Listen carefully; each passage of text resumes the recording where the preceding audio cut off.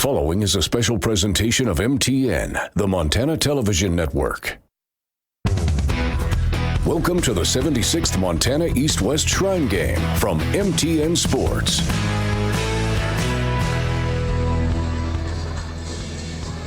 Hello and welcome to Naranche Stadium in the heart of Uptown Butte. This gridiron has seen some of the most historical battles over the last 8 decades, including one of college football's oldest rivalries. But tonight it is home to the 76th Montana East-West Shrine Game. I'm Ashley Washburn, one of your hosts for tonight's pregame show, alongside Carter Culver. Carter, this is one of the most premier all-star games in the state. What are your expectations for tonight? Well, Ashley, my expectations are exactly that. Premier all-star play from all these players from around the field. You know, we have the best of the best that Montana has to offer, and I can't wait to see that product that they deliver to all the fans here and all our viewers around the state. When it comes to the history of this game, over the last 75 years, East holds the all-time record with a 41-34 edge over the West, but as of late, it's been the West winning things, winning the last 2 Shrine games, and they're looking to make it number 3 tonight. And the last time the East-West Shrine Game was played inside Naranche Stadium was 2013, so 10 years ago. But again, tonight is bigger than football. Throughout the broadcast, you will hear testimonials, we'll meet patients, all in an effort to raise money for the Shriners Children's Hospital in Spokane. They do such amazing work, and we want to make sure that they can continue to do so. So at the bottom of your screen, you'll see a website, a phone number, both direct links to donate. Again, they do such amazing work, so open your hearts, open your wallets. We just want to make sure that they can continue those life-changing efforts. Amen, Ashley. I couldn't agree more. But before that, we got the chance to catch up with one player who will be playing tonight. Kyle Hansen's MTN caught up with Florence Carlton's Jonathan Lumen. Let's see what he got to hear. The Florence Falcons only knew success over the last 2 years as they won back-to-back Class B titles. A big part of that success this past season was lineman Jonathan Lumen. He's only been playing football for 2 years, but after this most recent success, he's signed, sealed, and delivered at the next level as he'll suit up for the Montana State Bobcats this coming fall. Jonathan Lumen is one of many standouts across the state, getting their final high school football opportunity this weekend in the 76th annual East-West Shrine Game. It just means a lot, honestly. I just think I'm very lucky and blessed just to be playing football out here and then just get another chance to be among the best guys. It's the final notch on a rapid and remarkable high school football journey. Lumen was homeschooled growing up, but he decided to attend Florence Carlton High School once he entered freshman year, and quickly the football bug was planted. Sophomore year, I actually had a bunch of classes, a bunch of the football guys, and they're like, dude, you need to play football. So in the end of sophomore year, I started hitting the weight room with the football guys, then I just started junior year. The learning curve was drastic his junior year as an offensive lineman, but Lumen learned and played mostly JV as the Falcons won the Class B football championship. It was fun. It was a little intimidating and scary at first, for sure, but then all the guys were super nice. All the coaches were super inviting. They saw my size and I was a great guy, wanted to put in work, and so this has made it very inviting. Lumen utilized team camps in the summer between his junior and senior years to grow in the game. Once things clicked, he was off and running as he helped lead the Falcons to another state title. And he also drew the attention of MSU, who signed him as a preferred walk-on, which confirmed his growth in the sport in such a short amount of time. When I got the offer, I was just wow. I was just speechless because 2 years putting in work and then finally seeing it pay off and getting an opportunity like this to go to MSU is just unreal. So then the coaches are love them, they're all great, and so deciding to go to MSU was great. I just committed, and then I was yeah, this is a place I think I want to be. The future is bright for Lumen, who had an unorthodox path to this point, but is now seeing his hard work reap the rewards. I think it's just because I've only been playing for 2 years, and there's so much more I missed out on the other years, and I think it's just a great opportunity to build the relationships, get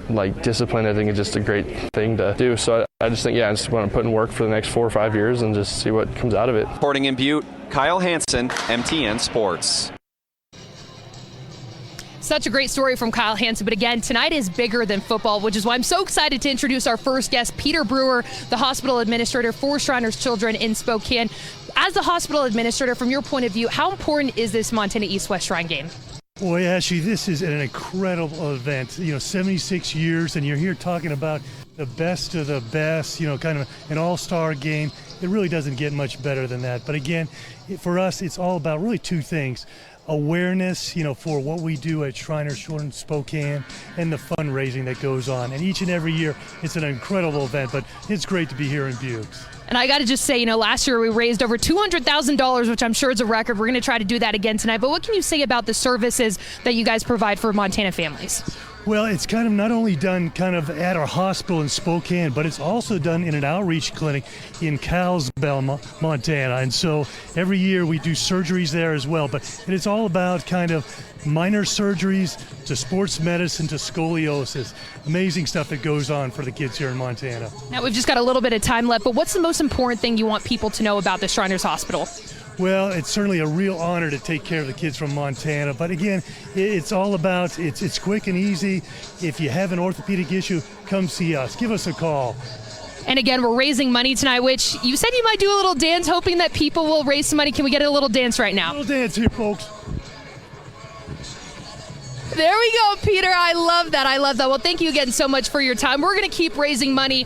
We'll be back right after this break with the lineups for tonight's East-West Shrine game.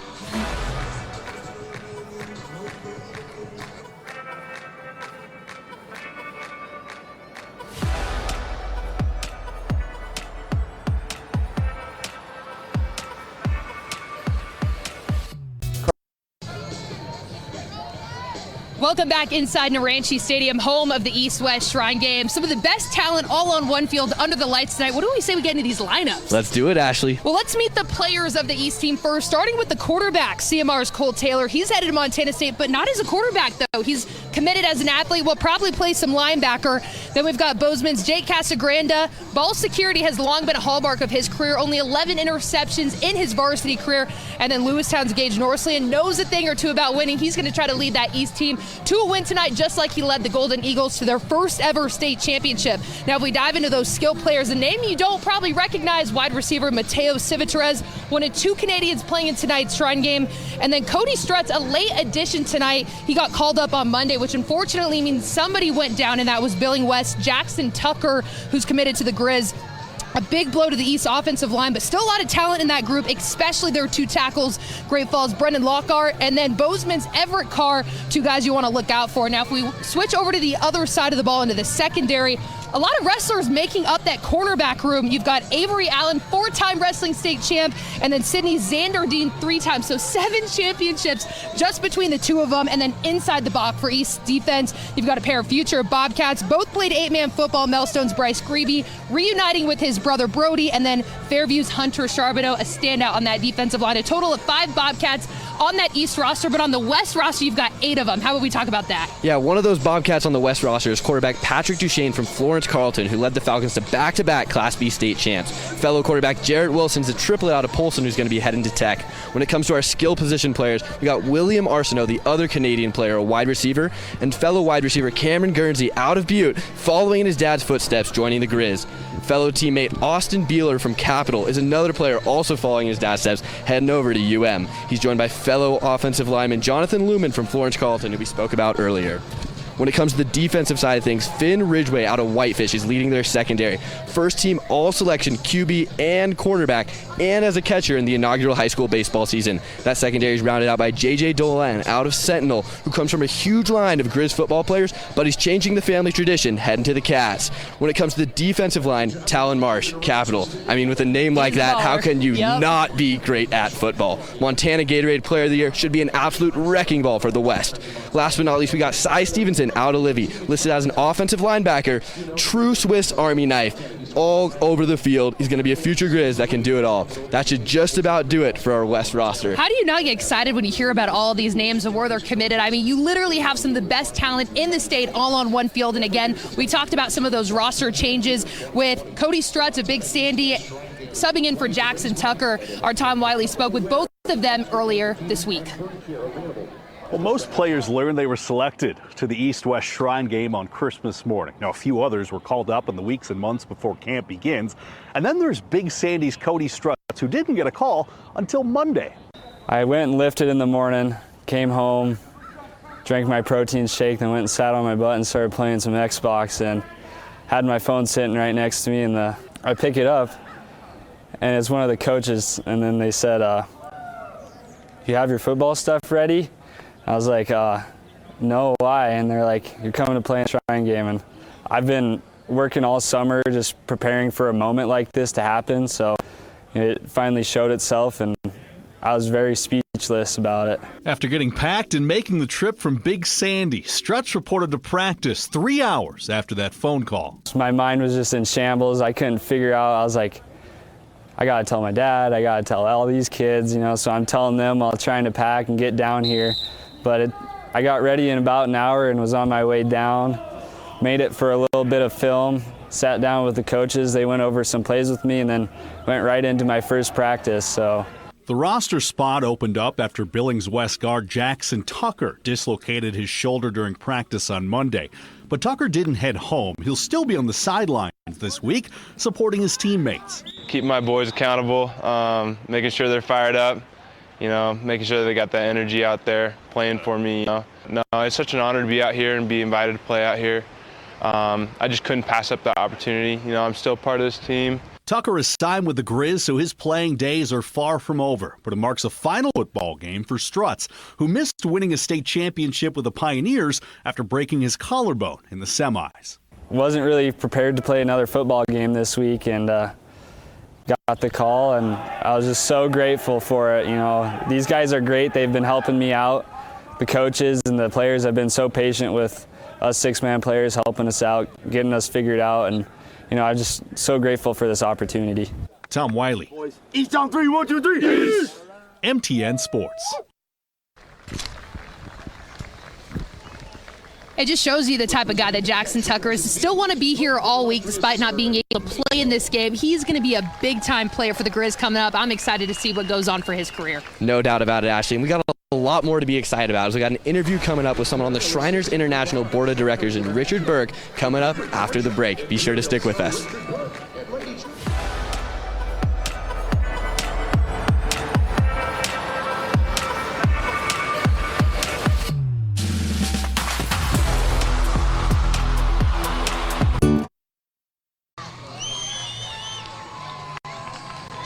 Welcome back to Naranche Stadium. We are just a couple minutes away from kickoff at this point, but we really kicked off the night last night with the banquet. It was held at the MAC, which is also known as the Maroon Activity Center. There were hundreds of people present from wall to wall. It was such an exciting time, good feud, but I think the best part about it, we raised $33,000 to raise the night off of those live auction items. But again, that is just the beginning of it. Please make sure you keep continuing calling that phone number or visit that website. All donations are greatly appreciated.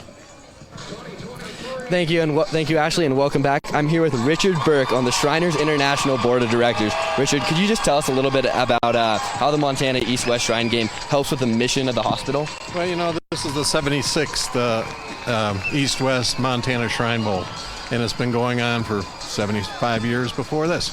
But the money raised here goes to help kids at our Spokane hospital, and there's we treated about 150,000 kids at the hospital this year. I'm sorry, it was 15,000. That's incredible. And it's an incredible place where kids can get they can get treated for orthopedic conditions, spinal cord injuries, cleft lip and palate, and of course sports-related injuries. And we also have a clinic nearby here that's in Kalispell. So that is incredible work that you guys do. Could you tell me a little bit more about Shriners Children's Spokane? Shriners Children's Spokane is a wonderful place. It's got the leading orthopedic surgeons in this area of the country, and it's been there for nearly 100 years. And it's just an incredible place. If you've got children that need that type of service, we recommend you go there first time. I love that. As a member of the International Board of Directors, could you tell me a little bit about what would you say the most important things are to you in your position? Of course, children, taking care of children. That's what we're all about. Then our mission now is to treat children in more places. So we're trying to expand our mission. But it's we treat all sorts of kids all over the world in about 170 locations around the world. That is incredible, Richard. And what would you say is your favorite part of the job? The kids, definitely the kids. So, the kids, the traveling, being together with the Nobles and the Shriners from in every location we go to. I love hearing that. Thank you, Richard. Thank you. Well, we've got a lot to get excited for tonight. Are you cheering for any specific team tonight? You can tell me, it's fine. No. The children, right? The children are the winners. Absolutely. Well, there's a lot of exciting things. Carter and I will both be on the sidelines giving you updates, but this is not our entire team tonight. Upstairs, we have both Tom Wiley and Greg Upham that will be joining us. The kickoff for the 76th annual Montana East-West Shrine Game is just in a couple minutes, so make sure you stick with us. Welcome to the 76th Montana East-West Shrine Game from MTN Sports.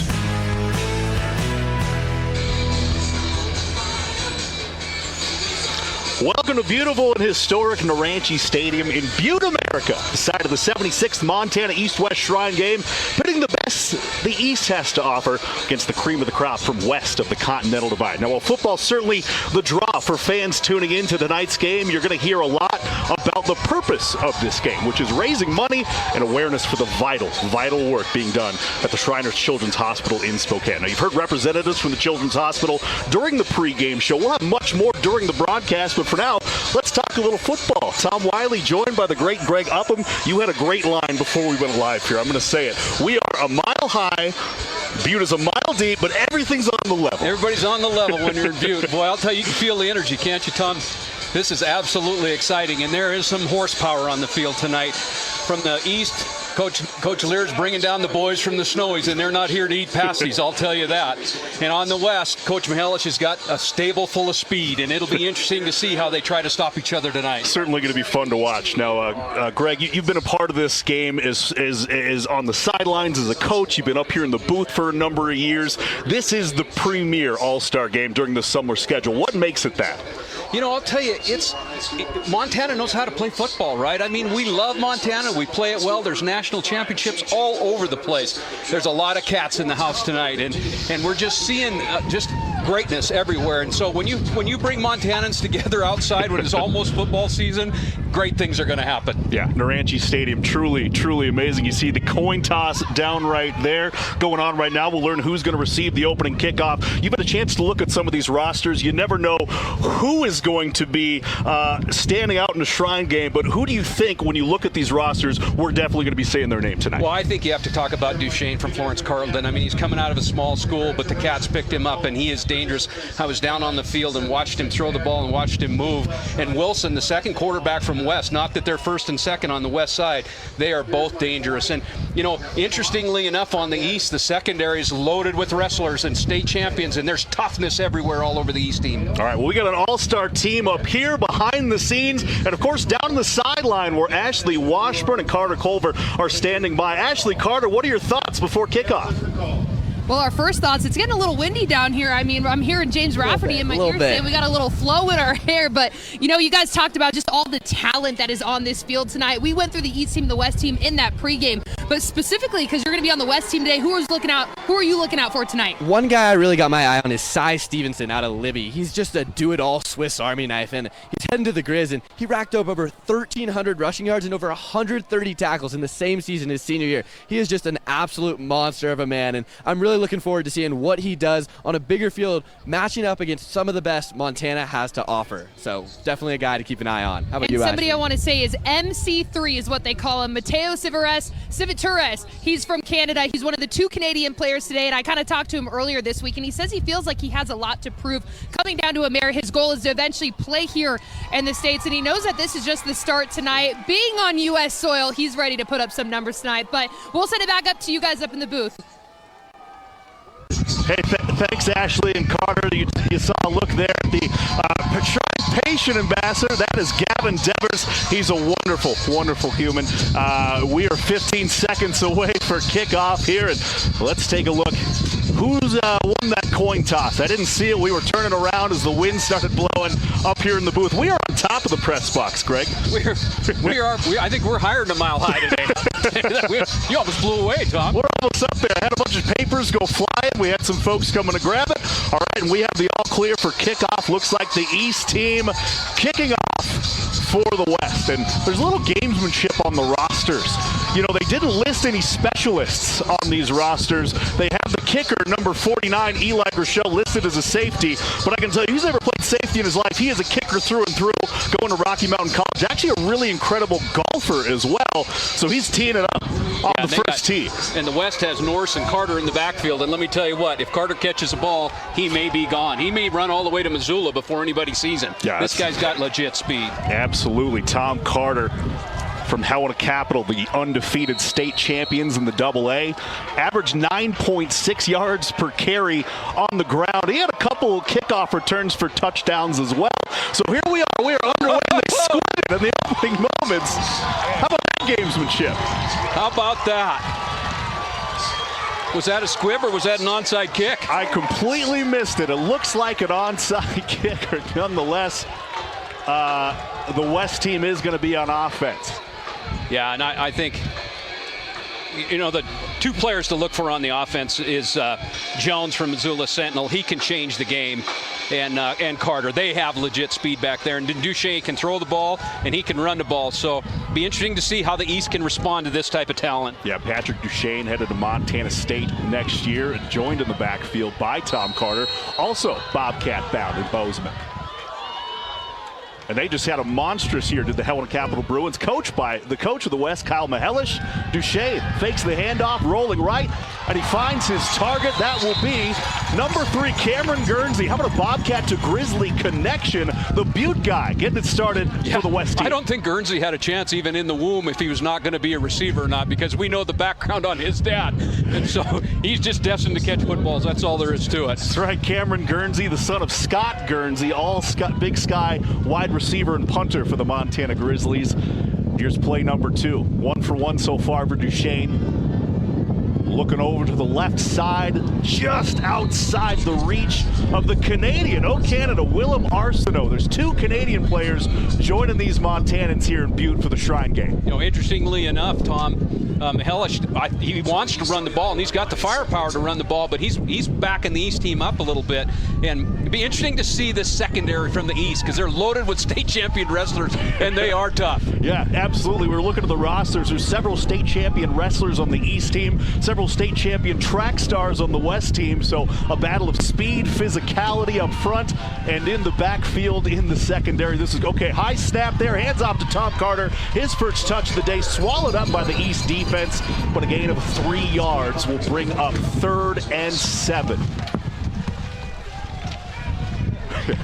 We are on top of Naranji Stadium here, trying to get a tarp set up because the wind is coming through right as kickoff started. We thought we had beautiful skies, but the elements, it's Montana football. Hey, it's Montana and you're in Butte. If you can't have a good time in Butte, it's your fault. Without a doubt. You'll see shots of the crowds. It is a packed house here at Naranji Stadium. Butte sure loves their football.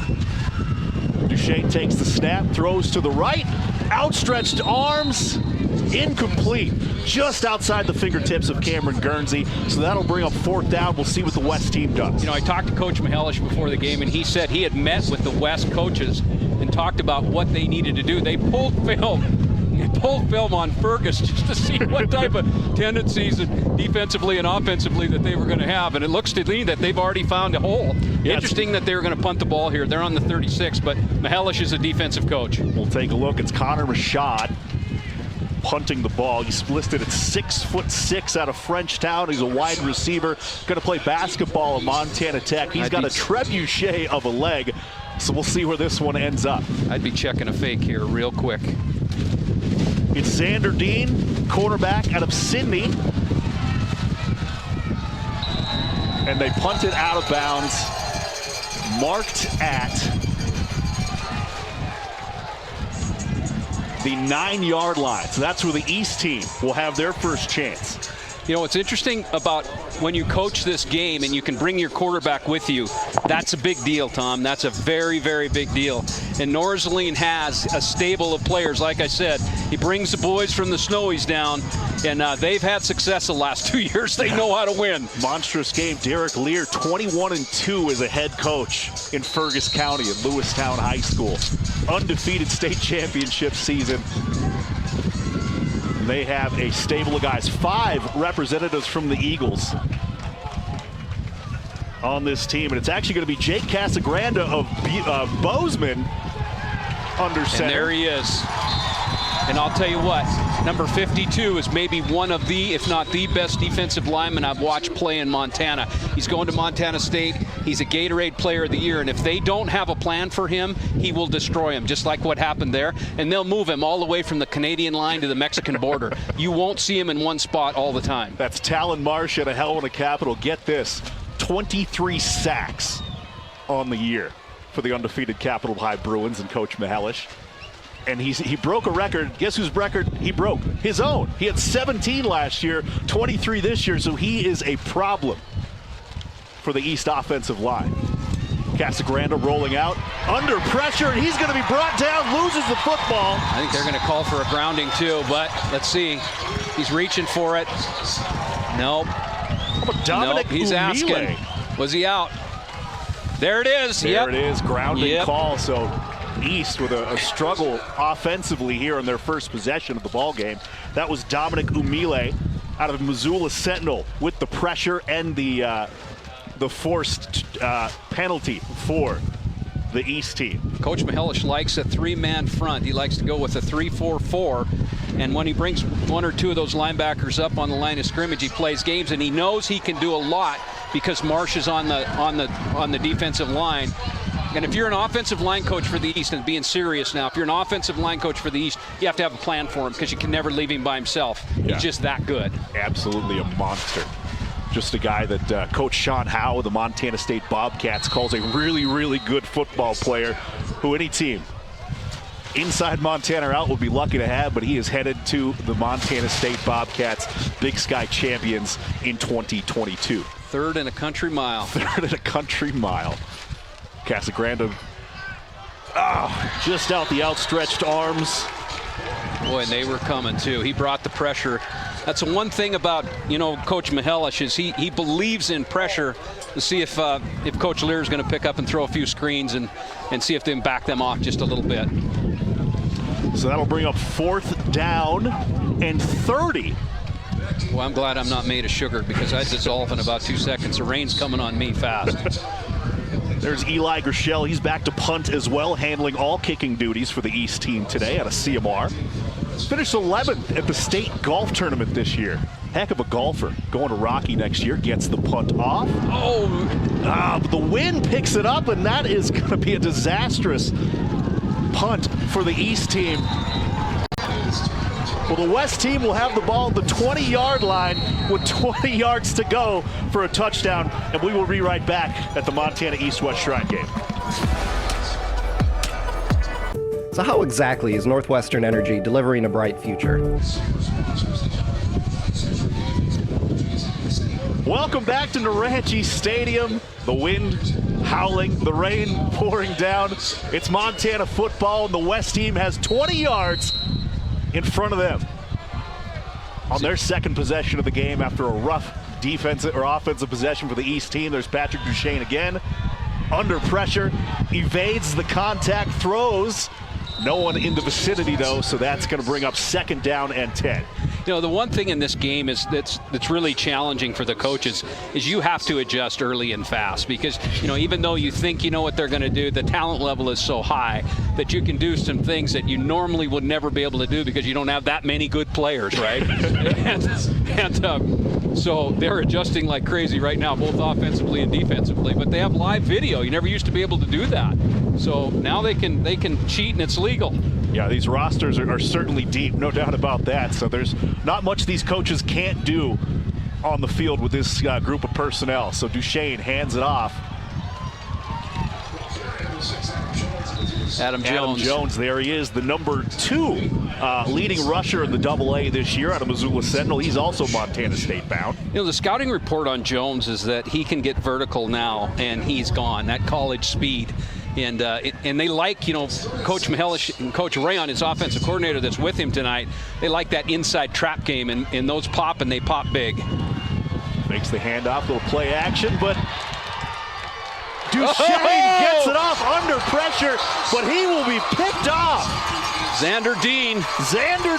Out of Sydney. Sydney, Montana. Wrestling Rocky champion. Mountain College Bear. with the interception. That's just what the East needed after a rough opening possession. They get the ball back at the 12-yard line.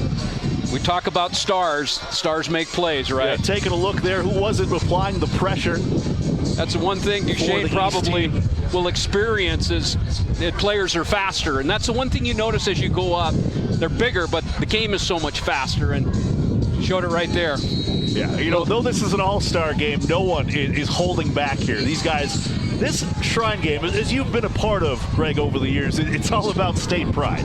Well, it isn't. It's not an all-star game. These guys are getting after it, and they will all night long. Oh, we got Gage Norsley out of Lewistown at a quarterback, pulls back the handoff, takes off, but he will be brought down by Caden Hansen out of Beaverhead County. You know, you really clearly right at the beginning of the game, you can see the speed on the West, and that's what I said from the beginning, that, you know, speed all over the field on West, offensively and defensively. It'll be challenging for the East to get a hold of it. Yeah, quite a few track and field state champions for that West team. That was Caden Hansen. He signed with Carroll College. Also played in the State A basketball championship. Norsling from the shotgun, surveying the field. Under pressure again, he's going to go down for a safety. I couldn't see. I believe that was Dylan Root out of Jefferson County, who's also the kicker for this team. He came from the outside. Sorry, Colton Rice, I believe. Colton Rice out of Florence Carlton. State B champs. Brings the pressure from the outside, but again, that's what Coach Mihelish likes to do. He likes to have that three-man front, walk 4 or 5 up, and bring 3, 4, or 5-man pressure, and it's hard to pick up with 9 practices, right? I mean, and having Talon Marsh on that line of scrimmage because they know who he is, so there's probably always a double team on Talon. Every time it's going to release somebody off the outside, you can see it there. Yeah, Colton Rice getting the sack, the safety. But Norsleen is going to have to get rid of the ball sooner. You know, the game's too fast. West team goes up 2-0. They'll get the ball right back. Wonderful start for Coach Kyle Mihelish and his crew.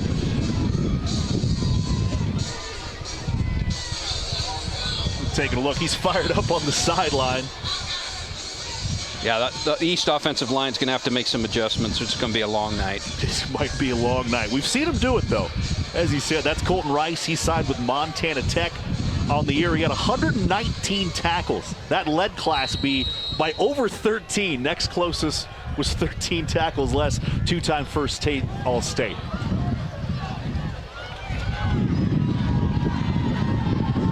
That's Eli Norse. Dylan Kidd with the ball. Boy, down to the 40-yard line. Dylan Beavers haven't had much success in football through the years, have they? No doubt about that. Dylan Beavers, heck of a program. All right, we're going to go down to the sideline. Ashley Washburn standing by with an update. Ashley, what you got? Hey, guys. Well, we've obviously seen that defensive line get passed to the quarterback pretty easily on that east side. But I got to remember, you guys are down one of the best guards in Jackson Tucker. You did a story on him earlier this week, Tom Wiley. But you can obviously see how big of a loss it is not having him on that line. And they ended up bringing up a guy that was a wide receiver, so they didn't add anybody on that line. Just an idea that you guys should look out for, but they're definitely missing a big guy in Jackson Tucker on that line. Without a doubt, Jackson Tucker, University of Montana commit. They're missing him. Tom Carter with this the ball. rain is not fun. Ahead for about 3 yards. That's where they're most comfortable. They want Carter on the perimeter. And he will make them pay.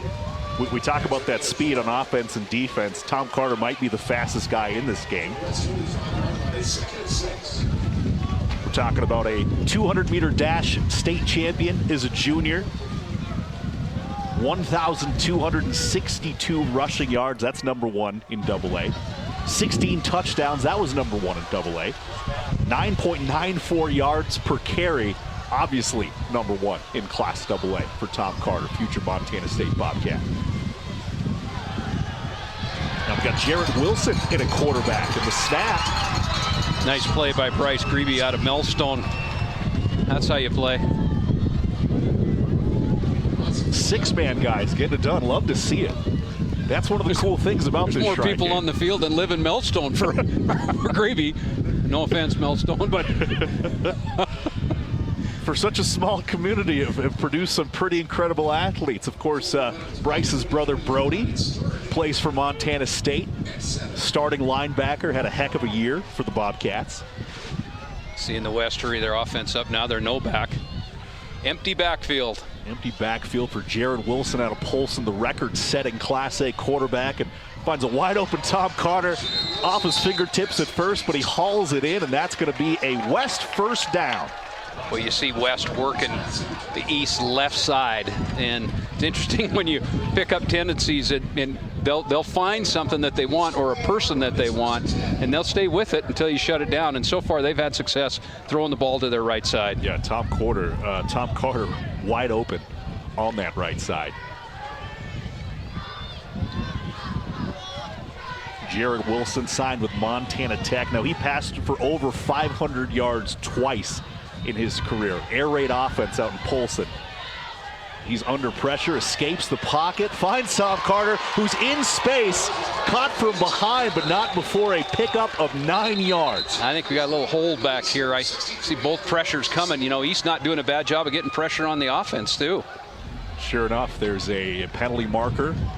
I was talking to Coach Mihelish before the game, and he said, watch Wilson. He said he's one of his most dangerous moves is when he pulls the ball and takes off. He's a great runner. Without a doubt. Without a doubt. You know, Wilson has the state record for most points ever scored at any level. We're talking mostly 11-man football, but he scored over 800 points accounted for, passing, running himself. This guy is a star in the making, signed with Montana Tech, future Ore Digger. He'll be playing right here for Coach Kyle Sampson at Bob Green Field.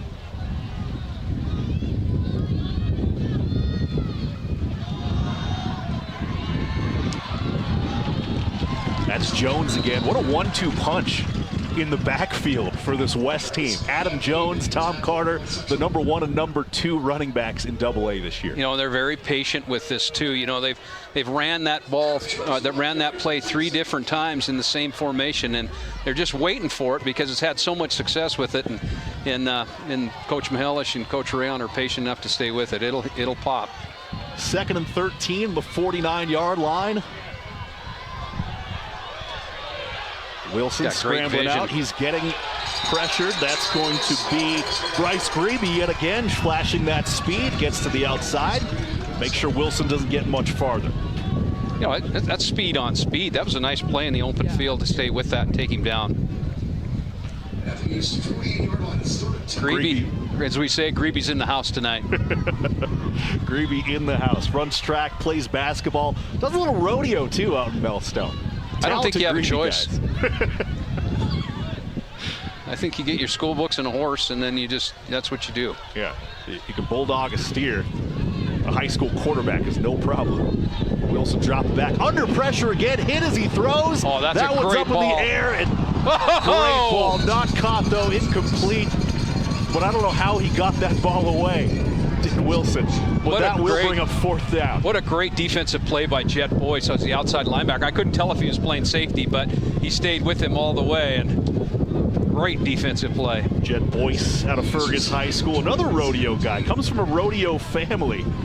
Father Bill Boyce, multiple-time Montana Circuit Finals qualifier as a roper and bulldogger. Another one of those Lewistown boys who won a state championship this year. Connor Rashad back to punt. On the other end, it's going to be Xander Dean getting ready for the return. Short kick takes a bounce. Dean trying to track it down, and he's going to fall. That's a rough turn of affairs, but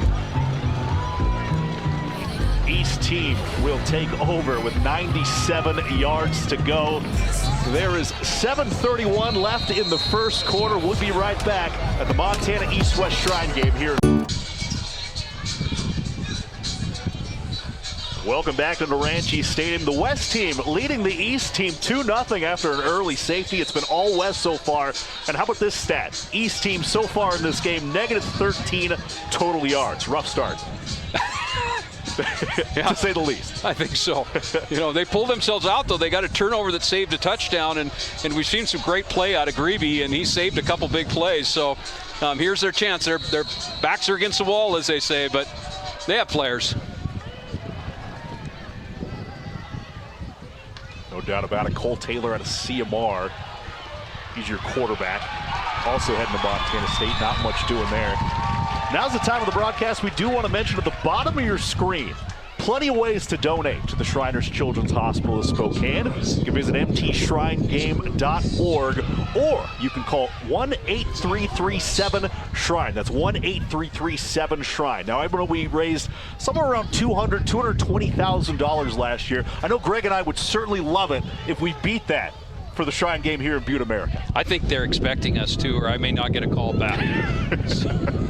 Greg is getting updates throughout the evening on the telethon fundraising efforts.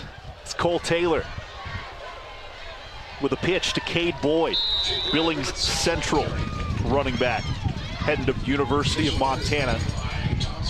West playing as aggressive defense as they possibly can.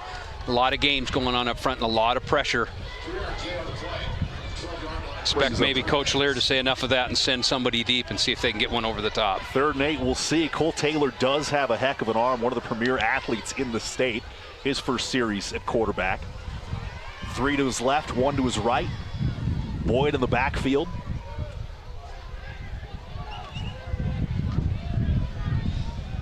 Might get a little delay of game here. It's getting close. Officials counting. Lots of barking, lots of signals.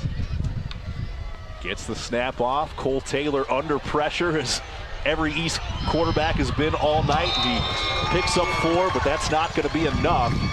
Brings up 4th and 5 and another possession where the East team will have to punt. Richard Jones out of Broadwater County came into the middle of the field, and he came with a little bit of anger. Yeah, they just can't. The East offensive line just is not being able to handle the pressure that West is bringing forward at this time. They'll find something, but they better find it soon. Starts and ends with Talon Marsh. They're doing their best. You haven't seen him get to the backfield, but the attention paid to him is certainly opening some things up for that West defensive line. Sure is. There's a lot of pressure that's coming on the outside, and they may have to bring one more running back in to get what they want to do, but that's part of that adjusting that I was talking about. The speed of the game and the caliber of the athlete is so different. Taylor back to punt himself. Gets it off. It's a nice one. But it will still be fielded at midfield by Willem Arsenault, the Canadian. Got an Ernest Manning. That's one of the cool parts about this game. There's 40 players from the Montana and 2 players from Canada. We'll have more about them later in the broadcast, of course. But right now we're going to take a commercial break. 5 minutes, 40 seconds left in the first quarter of the 76 Montana East-West Shrine Game. West leading 2-0. We'll be right back.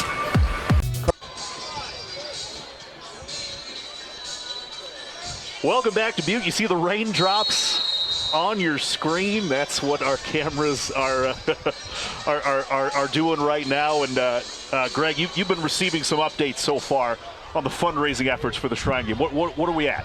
Well, Joey Sider, my high school buddy who drove us to driver's ed and drive us home.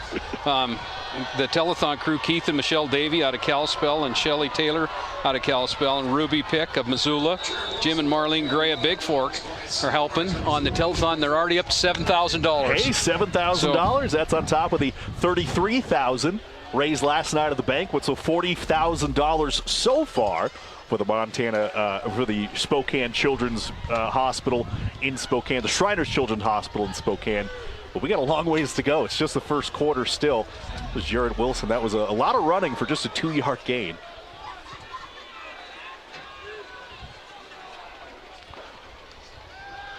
Sticking with Wilson. He's unloading deep down the field, but there's going to be a flag there. Now, someone was pulling on someone.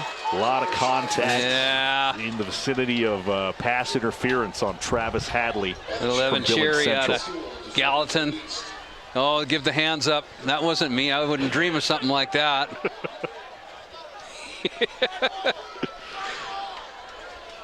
That was a great ball by Wilson. Yeah, they're even asking the officials too. What do you mean? Wilson just accurate quarterback. Yeah, he looks good, doesn't he? Sure does. Throws a nice ball. Here. He averages 30 yards a game.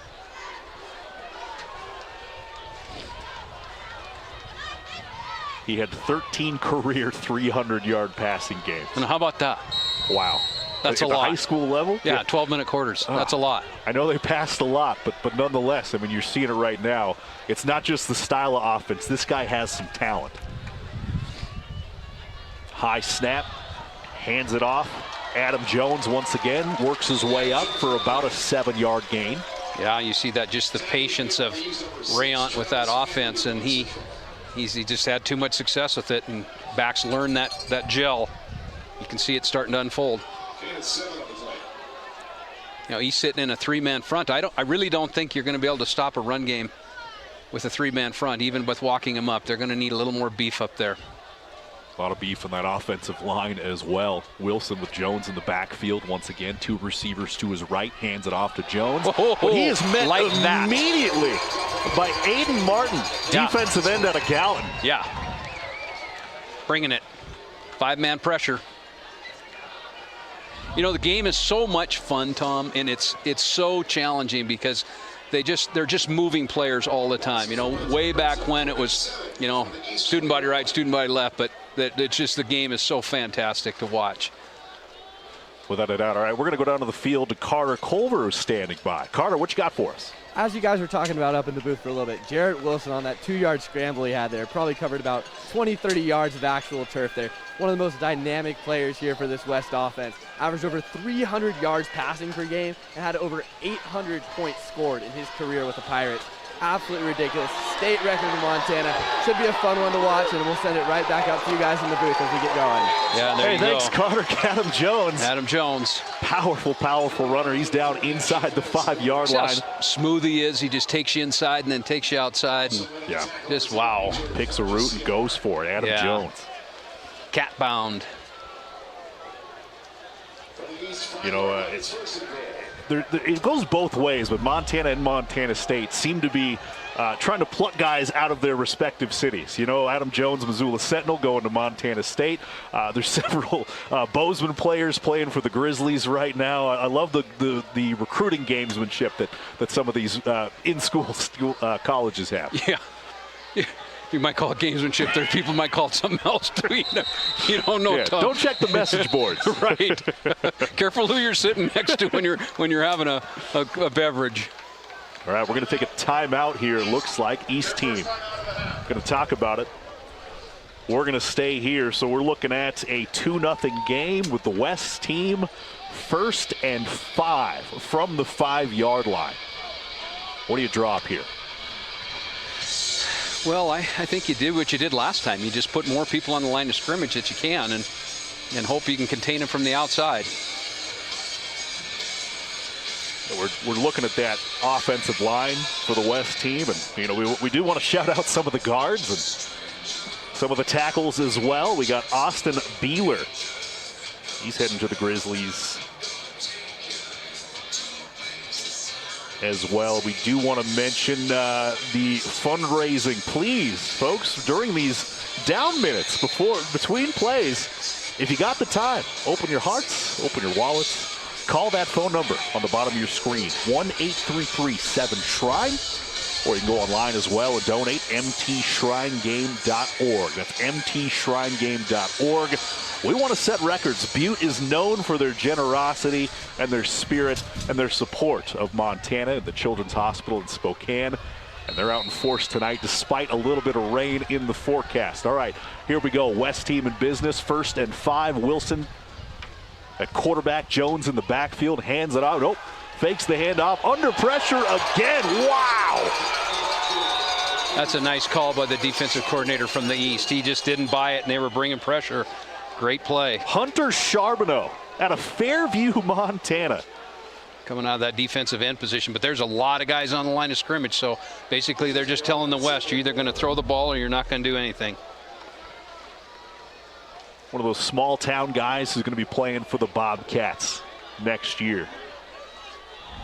Won a state title as a freshman, advanced to the semifinals last year at the 8-man level in 2022. The handoff goes to Jones. He breaks through the first level before being laid out. Yeah, he went vertical and then he was horizontal in a hurry. Man, is he talented. Wow. Asher Fettis of Belgrade High School, the only Belgrade representative on the East roster. He was an alternate, actually. A couple weeks before the game, he got a call, said there's an injury. Why don't you come up to Great Falls to practice and then head to Butte for the Shrine game? That's always the cool thing. Those folks who are left off that Christmas Day roster getting their opportunity to shine at the East-West Shrine game with some all-star competition. Wilson and Jones, once again, and they're sticking with it, going to Jones. Swallowed up by the defense. You're just really patient with it, just the same play. Inside, outside, they're doing a little bit of movement with their offensive line and loading one side or the other, and nothing really fancy. Well, that'll bring up 4th down. It's 2-0, pretty low scoring so far in this one. We're going to toss down to Ashley Washburn, who's got a little bit of history on some of the high scores and the record scores in this ball game. I actually don't know what those low scores are because that is a Carter fact. Carter's going to join in a bit. I just wanted to quickly talk about Hunter Charbonneau. If you see him playing with a bigger edge today, he's got a little ammunition, or should I say it's because he has the ammo box. This is something that Coach Lear had started at the beginning of this week. Everyone on the East team wrote down their why, and at the end of this week, they decided to give it to somebody who represented what it means to be out in this field tonight, and it was given to Hunter Charbonneau last night, and I think he's playing with some edge tonight, guys. Hey, thanks, Ashley. Yeah, we'll have Carter mention those scores, but Hunter Charbonneau voted most inspirational on the East team, so he's taking home that ammo box. I got a chance to go to the East practice earlier this week, and they broke down every huddle on that ammo box. They put it in the middle of the field. They carried it out. They touched it before taking the field today.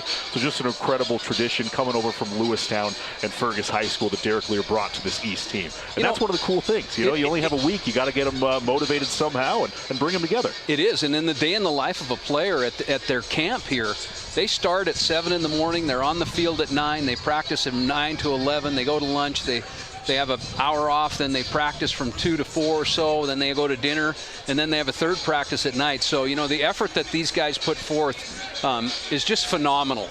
And you know, this is a big thing for Montana, and it goes to a great cause. But you know, I thank the athletes for their dedication, and because there's a lot of dedication to coming in, the coaches and all that goes with it. So hats off to them. It's a short week and a long week. You see the West team up 5-0 after the field goal. Let's go down to Carter Culver now, who does have those facts about some of the scoring numbers in this Montana East-West Shrine game. Yeah, when it comes to that lowest scoring game of all time, that takes us back to 1963. That lowest score was 7 points, and we've still got a lot of football left to play, but 5-0, something to potentially keep your eyes on as this game progresses. Obviously, seeing a little bit of offensive spark going on both sides here after that defensive slugfest to begin things, but should be interesting to see how this shakes out as West holds on to an unusual 5-0 lead right now over the East with just under 2 minutes to play here in this first quarter, and the rain's starting to die down a little bit. That should about do it from down here. Back up to you guys in the booth. Yeah, I think for the East to find some success, Tom, they've got it. They have to be able to handle the West pressure, and the West pressure's been phenomenal on them. So it'll be interesting to see what type of adjustments Coach Lear's making. What kind of adjustments can you make when you just have those monsters on the other side of the football? I haven't seen one screen yet.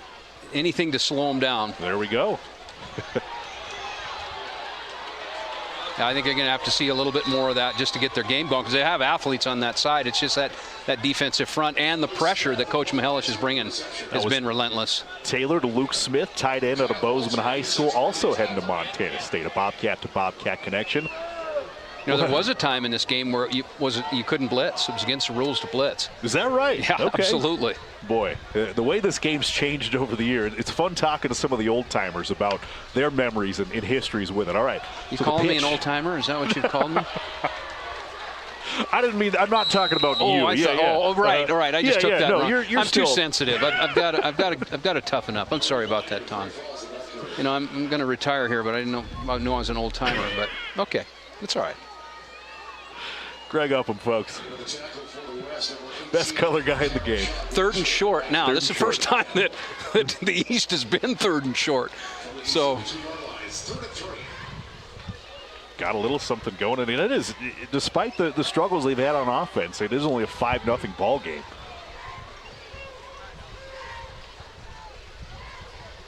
Cole Taylor takes it, takes off himself, just back to the line of scrimmage. Don't think he got near enough for the first down.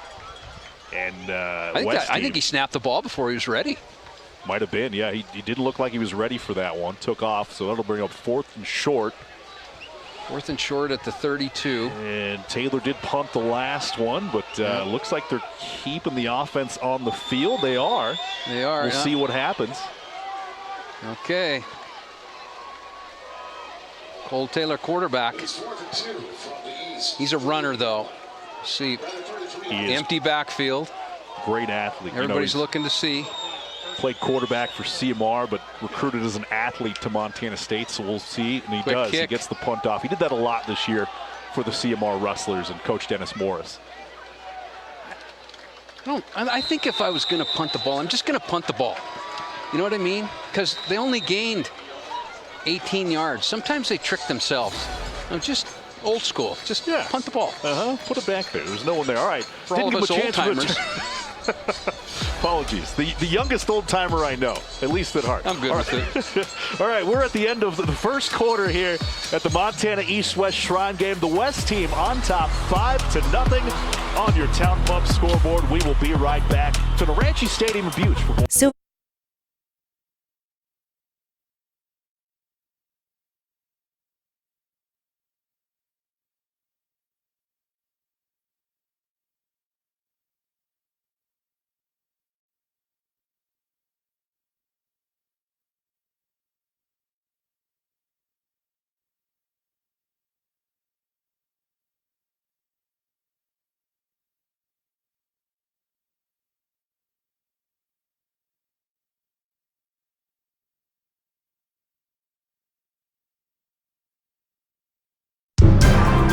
The following is a special presentation of MTN, the Montana Television Network. Welcome to the Montana East-West Shrine Game. These great athletes for the East and West squads have been nominated by players and coaches for a chance to play in this best of the best game. Tonight's game is played to help raise much needed money for the Shriners Hospital for Children in Spokane. Montana Shrine Game has become one of the top shrine games in the nation for hospital donations. Tonight, we're proud to bring you stories of Montana families who have benefited from Shriners Hospitals for Children. To donate, please call the number on your screen at any time. Operators are standing by. My name is Bob Gagne, and I'm from Great Falls, Montana. I'm Hunter Welcome, and I'm from Kalispell, Montana, and I'm here to interview with my cousin about the Shrine Game. My injury was I had 2 bones in my foot fused together, and it was called torsal correlation. And my treatment was I had to get the bones removed out of my foot. My experience at the hospital was really good because they treated me really well there. When I was at the hospital, all of the doctors were fantastic. When I was not receiving treatments, I was playing basketball or playing with my little nephew. My prognosis for the future is that I need to get my right foot done because I only had my left foot done. My favorite activity is to play basketball, and I would not be able to do that without the treatment from the hospital. During my cousin's procedures, they treated my family very well. We were all very comfortable. I felt like we were a part of a big thing, and thanks to the local staff of the Shriners, we had our travel expenses paid for, so we had no stress for payments or anything. It was great. I think the Shriners are good people. They treat everybody well, and the hospital is a great place.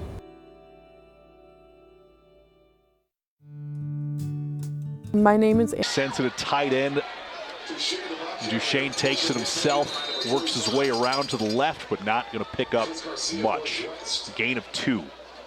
Nice play again by Jet Boyce out of that linebacker position. He tripped him up. That play was open. Uh-oh, we got a player on the field. Update on our donations. Someone, by calling themselves Tom's Mom, I don't know who the last name. Oh, Tom's your mom. Oh, Tom's mom. Arlene donated. Wiley. Okay. Yeah. How about that? What's first name? Arlene Wiley. Arlene she Wiley. called in. Yeah. Made a point to let everyone know that her son Tom is calling the East West Shrine game and gave a donation. That's all it takes, folks. Call that phone number 1-833-7-SHRINE. 1-833-7-SHRINE. You got any updates from Joe? Yeah, Joey's giving me. They're up to $9,080 now. So thank you, everybody. You know, this goes to a great cause, and you always hate to see what we're seeing on the field right now, and that's the risk that you have when you play in these games, and that's just too bad. It looked like an ankle injury, but if anything helps with the telethon, so thank you all for supporting, and hopefully we can keep that going. You know, fortunate situation at the moment. These all-star games, you don't want anyone to get injured, especially people who have, you know, future games to play.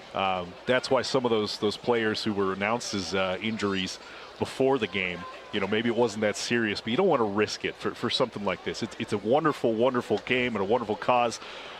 And we will be right back. We're going to take a quick break. 5-0 West team leads, 14:06 left. Out of West. And we're back at Naranche Stadium. We still got an East player down on the field. He's getting tended to by some of the best trainers in the state. You know, it's an all-star game, so you have best players, best cheerleaders, best coaches, best training staff out there doing their best to make sure that everyone gets out of this game healthy. In one of the best football towns in America. And I was I think I was telling you earlier, I actually played on Naranche Field when it was a dirt field. And it was a dirt field. It wasn't there were patches of grass. We came up from Great Falls, and our coach was Mike Tarr, longtime coach and a Butte guy, and he said, you guys will be playing on a dirt field. And I thought, yeah, we haven't played on a dirt field. It was a dirt field. It was a lined dirt field, and it actually had glass and stuff like that. And people say, oh, yeah, well, you know, old-timers know what glass and stuff, but it was. And when you hear the term Butte Tough, it's Butte Tough. That's just it. It's just the way it is. Without a doubt, Butte is truly one of the more unique cities in Montana and the entire country. And they love their football. They love their history. Dirt field, I mean, obviously Naranche, the most historic, most famous stadium in the entire state. Just a beautiful view out here. You got the Lady of the Rockies. She's the... Behind us, you have Uptown Butte. She's the truly the best football fan. She gets the best seat in the house. We do want to apologize to some of the viewers who'd lost us for a bit. We had a couple technical issues, but we are back now. Stretcher comes out on the field to take the injured player away. Looks like just a lower body injury, so we hope he's okay. That's 45. Chris Garcia out of Billings West. So he's going to be playing for Montana Tech. Let's hope he can get healthy, and we're going to be right back with more East-West Shrine game on the other side of this break. 5-0 West. We'll see you. Welcome back to Butte. That is Chris Garcia getting stretchered off the field. Looks like a lower body injury. His team's coming out to greet him. Future Montana Tech ore digger. Got a lot of football left in his career, so he's going to be headed off to get looked at, checked out. First team All-State long snapper. You know, he wore the Michael Guelph number 4 jersey for Billings West this year. That was given to the most inspirational player on the West Bears in honor of a former standout player who died in a car wreck back in 2009. So that's certainly a motivational, inspirational loss for the East team. But we just certainly hope that he's okay and that he's back on his feet playing football in the fall right here in Butte for the Montana Tech Ore Diggers. That's the one thing about this sport, right? You can't call your own fouls, and it's intense, and you can't play it any other way, and it's just an unfortunate circumstance. But again, it goes back to what I was saying earlier, you know, the dedication by the players to come in and give this week, and most of them, if not all of them, have scholarships. They're headed to college, and still giving up what they need to give up for what a great cause, and so hats off to them. Yeah, absolutely. All right, we're going to get back to the action now. It's 3rd and 8 from the 25-yard line. Patrick Duchesne, Tom Carter in the backfield. The handoff goes to Carter, and he's got some space, finds some outside, runs into his own guy, though, and going to be short of a first down. Picks up about 3 extra yards, so brings up a 4th down for the West team. Yeah, I don't think he saw Willem Arsenault that was blocking out there for him, because I thought he was going to dip inside and then go outside, but he must have been looking inside. He just didn't see that. It looked like he might have had a lane to pick up some extra yards, but just straight into the back of Willem Arsenault, the Canadian player. They play with 12 up in Canada, so 4th and 5. 4th and 5, and they're going for it. Why not? It's an all-star game. Duchesne with Carter to his left, 2 receivers to his left, 1 to his right. And he is under pressure, gets it, and he throws, and it's caught.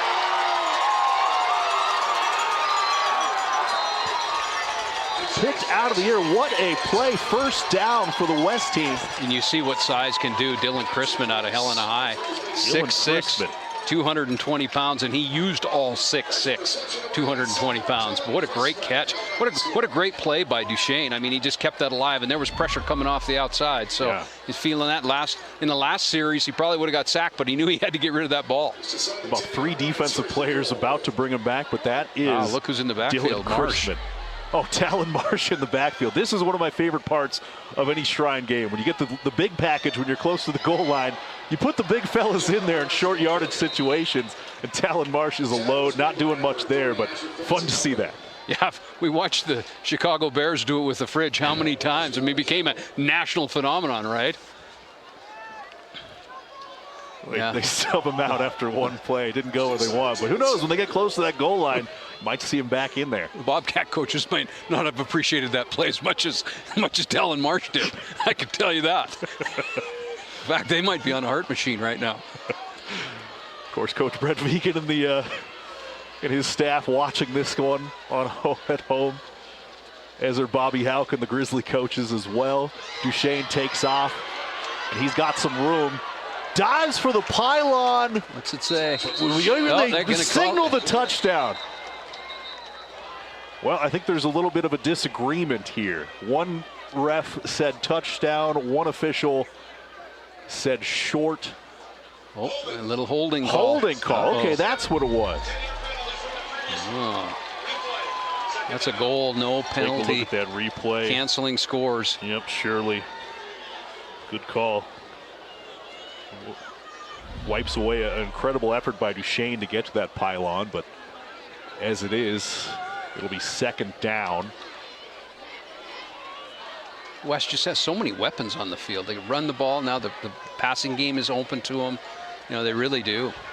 2nd and 20 for the West team. They do. They have weapons all over the place.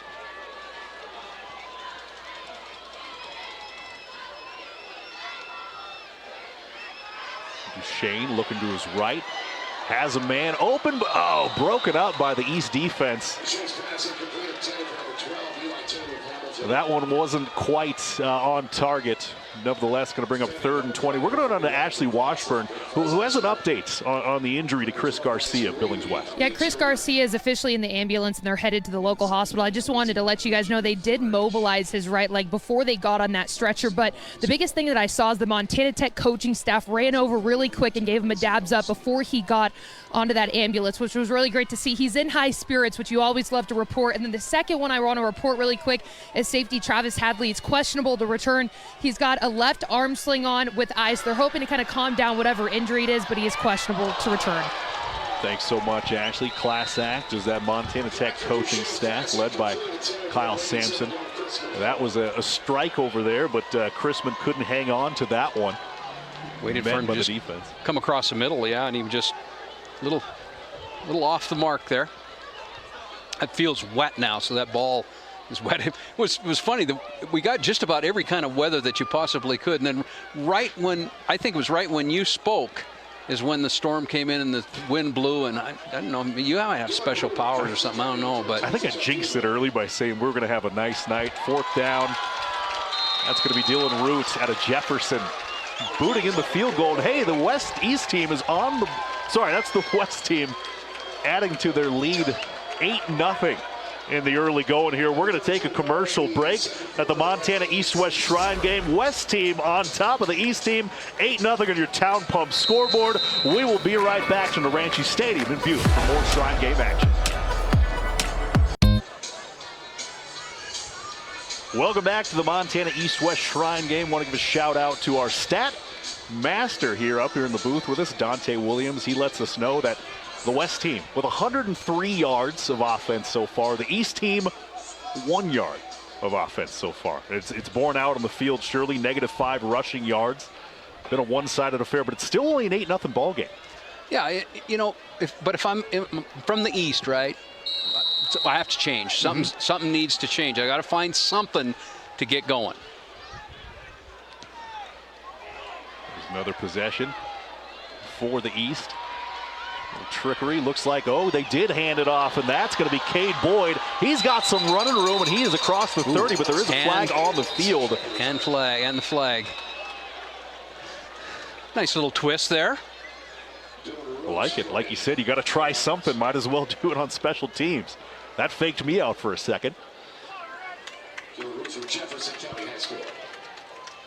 Probably wait on the signal.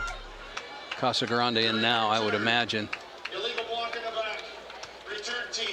That's going to get backed up. Oh, boy. Another self-inflicted injury for the East team. They're going to get backed up pretty far. I had the chance to watch Casagrande play. Bozeman played Glacier, and I thought he was the difference in the game. I really did. When I'm talking to the coaches, they referred to him as a gamer, and he is.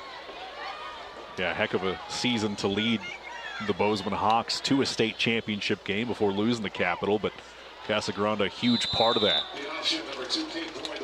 As he pitches to Cade Boyd, Casagrande, he'll be heading to Montana Tech, play quarterback there, but is a senior season, 2,743 passing yards, 33 touchdowns, just 6 interceptions. So an accurate quarterback, a talented quarterback, and someone that Kyle Sampson and the Diggers are going to enjoy having in Montana at Tech for a number of years.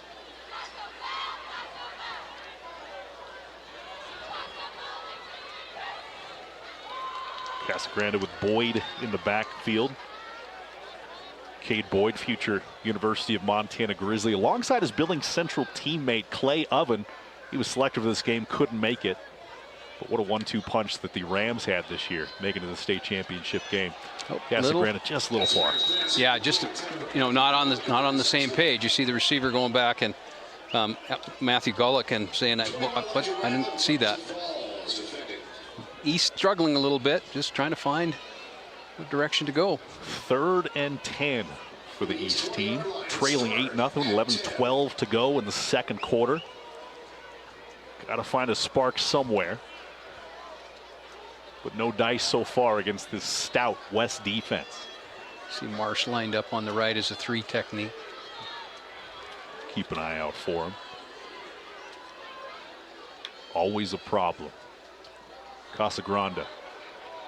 Just another miscommunication. He had a wide open Cole Taylor, a quarterback from CMR, playing receiver on that one, but just couldn't connect. And that's going to bring up another 4th down for the East team, and a punting situation, no doubt about that. 2 dangerous returners, Jones and Carter. We talked a lot about them. Got 3 returners in the backfield. Kellen Beller or Willem Arsenault, a Canadian guy. Jones and... Where's Ernest Manning, Alberta? Somewhere in Calgary. In Calgary? Yeah, it's Ernest in Manning's Calgary. the school in Calgary. There's about a dozen high schools in Calgary. And Willem Arsenault. Oh boy, there's Adam Jones. Tripped up by Bryce Grebe. He's been a bright spot. I'll tell you what, this East unit. If Bryce Grebe wasn't on the field, I think we'd see 2 more touchdowns. Honestly, that was a game-saving or a touchdown-saving tackle. Yeah, he's got some had speed, a couple boy. of those. Yeah, he gets to the edge right quick. Those Grebe boys, awfully fast. That is legit, because we know how fast Jones is. So to catch him, you got some speed, boy. Track stars all around in this game. That's another cool thing about the all-stars in this East-West Shrine game. They're all multi-sport stars. It's not just football. It's wrestling. It's basketball. It's track and field. It's rodeo even. Patrick Duchesne. and he's picked off. Look at this. This is the spark that he's needed. Garrett Metrione from state champion Belt, the linebacker. Wow. How about that Husky boy getting down to the 3-yard line, and the East is alive, trailing 10 on the 3-yard line. They're in business. What a play. And he baited it. He waited. He didn't overplay that. He saw it coming the whole way. What a great play. You see it on your replay here. He just held it, and there you go. Go Huskies. And ahead of steam, Garrett Metrione on the state champion 8-man Belt Huskies. They won their first title since 1994. All-state linebacker, played for Matt Triplett in his first year with the Belt Huskies. Obviously, Jeff Graham, now the women's basketball coach at Montana Tech, led the Huskies for a lot of years. He goes, but he laid a good foundation. Triplett takes over, and the Belt Huskies win a championship. Garrett Metrione gets into the Shrine Game. He intercepts the West team and puts the East 3 yards away from their first points of the game. Here's Norsley. Takes it himself, follows his running back. I like the play call. I like the play call. And he powers in. That's a touchdown. Yeah. How about it? The East team, just like that. Just like that. Just like that. After a rough stretch in the first 1.5 quarters, they are on the board. One field extra point away from cutting this lead to 1. Wow. Boy, how about this from Joey Sider, my guy inside. $11,085, and the Dennis and Phyllis Washington Foundation is matching up to $20,000 this year, up from $10,000 last year. Wow. Wow. That is a big deal. That's huge. Wow. What generosity. But that means every dollar that you donate, folks, by calling the number on your screen or visiting the website, mtshrinegame.org, is going to be matched up to $20,000 by the Dennis and Phyllis Washington Foundation. There's what a Taylor great gift. Booting in the extra point. And it is a 1-point game just like that. That's just how like fast that. things can change. Metrione, you see Matt Van Tresca over there cheering on his team. How about that? Matt Van Tresca came from Missoula Sentinel. And don't quote me, but I think this is the case. I don't think he won a game in high school. Goes to Carroll, and he's part of 2 national championship games. Talk about a turnaround. Wow. Yeah. I do love all the Frontier Conference connections on these coaching staffs. You know, Matt Triplett, we mentioned him. He won a number of national titles at Carroll as well. And Derek Lear, East team coach, played for MSU Northern. And some of his assistant coaches on this team. Daryl DeBolt of Havre and the head coach at Havre, Jake Eldridge, they were both on staff under Mark Sampson at MSU Northern when Lear was there, so they used to coach him. Now they're on his staff. That's awesome. Just the Montana coaching community is such a brotherhood in such a small world. It is. It is. Do you think Coach Mihelish is talking to Coach Rayont, his offensive coordinator, asking him, why did you run that last play?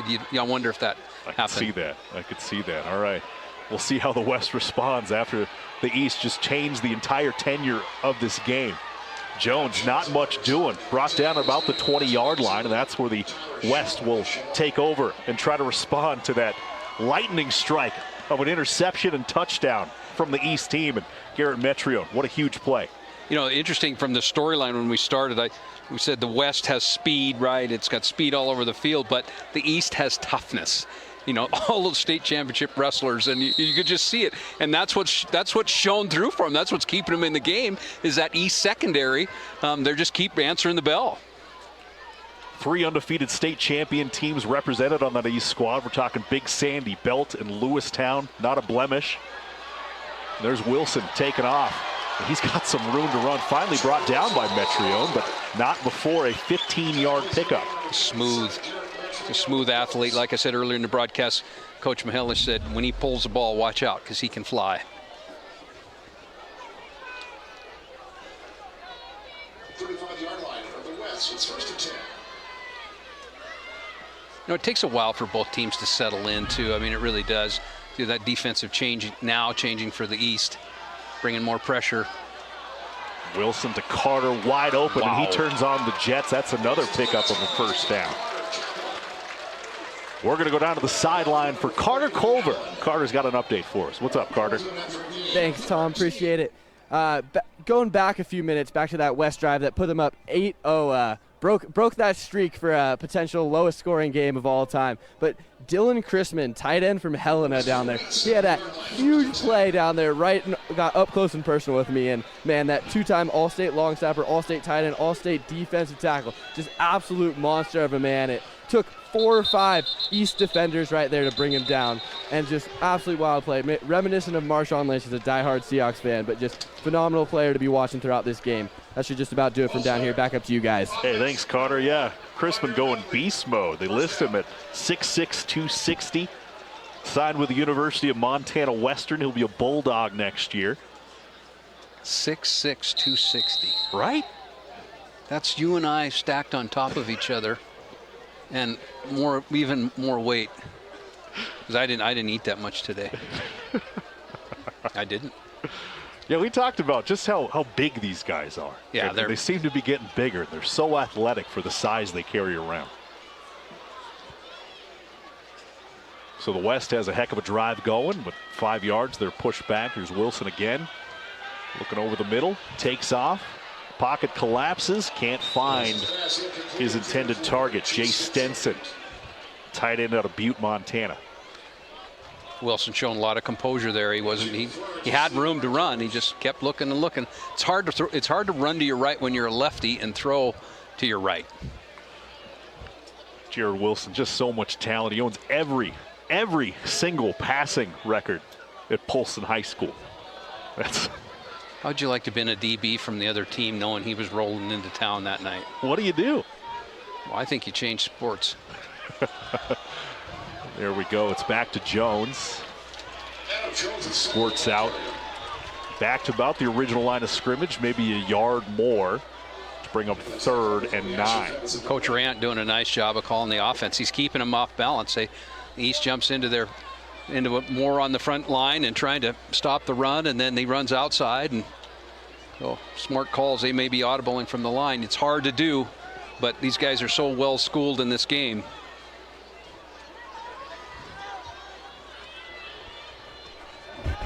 .829 left in the ball game. 3rd and 9 from the 48. And he unloads the football, and he's got a man, but he can't quite get to that ball. Just a little bit off. Eli Norse out of Dillon. Just 2 steps behind where that was, but that was a strike. There's a great defensive stand by the East. That touchdown gave them a little bit of life, Tom. They're back in the game, and we got a game on our hands, 8-7. Without a doubt, the West gets 2 first downs real quick, but then the East defense holds, and they'll get another shot to do some damage in this game. 8:19 left. It's Xander Dean, 3-time state wrestling champion. Back to receive the punt.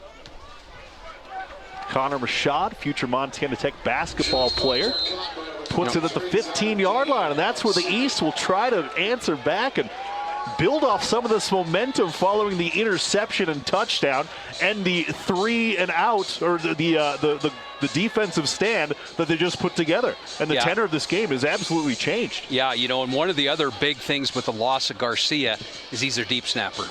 And, in a game like this where you probably don't have another deep snapper, that could be very crucial in the long run for them. So see if the East can keep some momentum going here, and they've only had 1 yard before that touchdown. Yeah, long snappers are a vital thing that sometimes get overlooked in the game of football. But I mean, if you have a good long snapping career, there's been folks who've made it to the NFL before. Ken Amato from Montana State had a heck of a career. And the East team, wow. Yeah, a little different offense there. They stacked 4 on the outside. Norsleen to Boyd. And just like that, it's another first down for the East team. They have their best offensive series going just 1 play later. And you got a hurry-up offense. You got no huddle. Wondering when that was going to come in. Like you said, just changing things up. They have the options, and they have the opportunities to, and the talent to make adjustments, and they sure have, and it's paying dividends. Norsley looking to his right. He's got a man just outside the reach. A little bit of contact. No penalties. Nice coverage by Kyle Holter out of Glacier. That was Royce Robinson. Or out of Butte Central, excuse me. So was it Bryce Robinson going to go play basketball. That's right. Yeah, we're going to play basketball. This is his final ever football game. He's had a wild last couple weeks. He was committed to play at Carroll College, but head coach there, Curtis Paulson, left, so he opened up his recruitment. He's landed on the Montana State Bobcats as a walk-on. That portal's really changed the game, so to speak, hasn't it? No doubt. Norsely, oh, he's hit in the backfield. Dominic Umale, he had a sack earlier in this game. He's another one who's just finding some room and some opportunities to get in the backfield and wreak havoc on the quarterback and the offense. Yeah. West staying in a four-man front. Third and 11. Handle everything from there, so big third down. Just under 7.5 to go in the second quarter. It's Norsleen in a quarterback. And he is under pressure, but he finds his man, dumps it off to Cade Boyd, who's got no room to run. Quick close from the West defense, and that'll bring up another fourth down. Well, you really see that team speed, don't you? Cameron Shaw out of Glacier. I mean, he's out there. Pressure guy. That's what I was saying earlier in the broadcast. You know, the game it's so fast, Tom, and you really don't get to play if you're not fast, even if you're a big guy. It's just the game is speed, and you see it's fun to watch, but it just is really an amazing how it's evolved. Yeah, there's no shortage of bulk and athleticism on either side of the ball. Speed to get there as Taylor gets the punt off. It's going to be hauled in by Willem Arsenault. Oh, Canada! What can he do with that football? Not very much. How about Tyler Shane from Chinook? First time we've called his name. Yeah. Oh, and he popped the ball loose. And he popped the ball loose. And he's a state champ wrestler. A two-time state champ wrestler. Yeah. Well, number one of some tough guys wrestlers on that East team. Wrestlers are on the field, I'm telling you. You know, they're not always, if you're around wrestlers very often, they're not always real happy people, and they have bad ears. But don't ever make fun of their ears. I mean, they're proud of them. They love their ears and the way they whatever. All right, so it looks like the West does retain possession of the ball. We're going to go down to Ashley Washburn on the sideline. Well, I think you guys have been reading my mind because I wanted to talk about Royce Robinson and this commitment he just had to Montana State. But I will add, I talked to him earlier this week about just how that conversation worked out. And he said he actually reached out to Matt Logie and showed interest in wanting to play for the Cats. And I had to ask him, you know, what's it going to mean to get back inside that brick? Because he obviously has some prior experience winning a championship there. And he said, you know what, he obviously has good memories there. And he's hoping to make more, and said, you know, he knows how to win. And I will say, I don't think he's ever lost a game in his senior year, and I know he's trying to do that for the East team tonight, but heck, we'll see what happens. Robinson on the East team, you know, he didn't play football for 3 years, but he knew that the Lewistown Eagles were going to be good going into his senior years. He was like, hey, I'll give it a shot. Yeah, why Ends not? up being an all-state receiver and defensive back. And then they go on to win a championship in basketball, too. Undefeated in football, undefeated in basketball. Won a couple all-star games, so he's never lost a high school game of any sort. And there is a flag. That one's clear. That's a face mask and a half. He almost ripped his head off. Came straight back, so that's going to push the West team forward 15 yards. You know, an interesting stat. I wonder how many of all the players on the field, how many wins they've had with their team versus losses. Because there's some undefeateds out there in these state championship games, right? Or 1 or 2 losses. I bet it's an amazing statistic, the number of wins that they have versus losses. Yeah, I mean, we're talking career wins, we're talking season wins. I mean, these are winners all around. You know, you only get the best of the best, and clearly if you have the best talent on these teams, you're going to rack up some of the wins. I mean, we talked about on the East team, there's 3 undefeated state champions represented. That's quite a bit of wins. All right, so 1st and 10 from the 33-yard line. Wilson just struggling in. Chrisman comes down with it. Another incredible play. There's for Wilson. There's your boy, Carter. Big hands, big target. He is a load, number 87. 6'6", 260. Wonder what the Costco bill is at that house.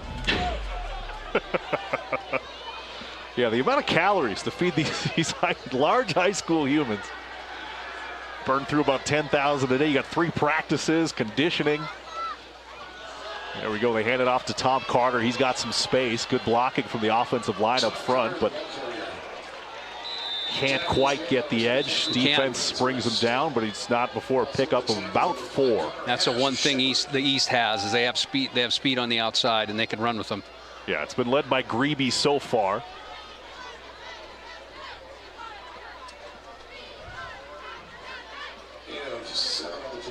So 2nd and 9, 4 minutes 35 remaining in the before halftime.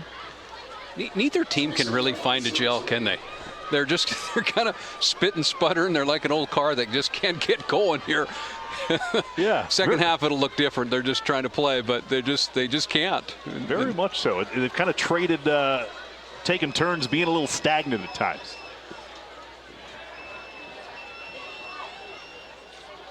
Wilson fakes the handoff, bursts up the middle. He's got some room to run. Finally brought down, but not before picking up a first down. It's going to be 1st and 11. West team with another chance to score.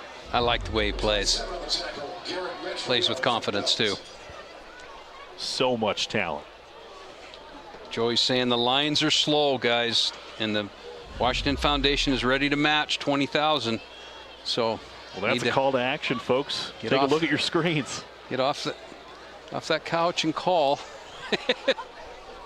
Guys, I mean, we'll talk more at halftime. You heard in the pregame, but boy, the work that the Shriners Children's Hospital in Spokane does is so important. Last year, they serviced over 17,000 patients, over 1,000 surgeries. There's Wilson squirting forward again. And that's all paid for, free for the patients. How incredible is that? Not great, just absolutely great. And the stories here, now you see the West going no huddle. This has been the Jarrett Wilson show from the beginning of this series. The Polson Pirate looking through, and there he is, gets forward. There is a flag in the backfield. Is that going to be holding? I wonder. If it is, that's another touchdown removing penalty. Waiting the signal. But what an effort from Jared Wilson. Yeah, look at those numbers on the bottom of your screen, folks. 1-833-7-SHRINE or visit mtshrinegame.org. Plenty of ways to donate. Everything helps. Doesn't matter how small, how big.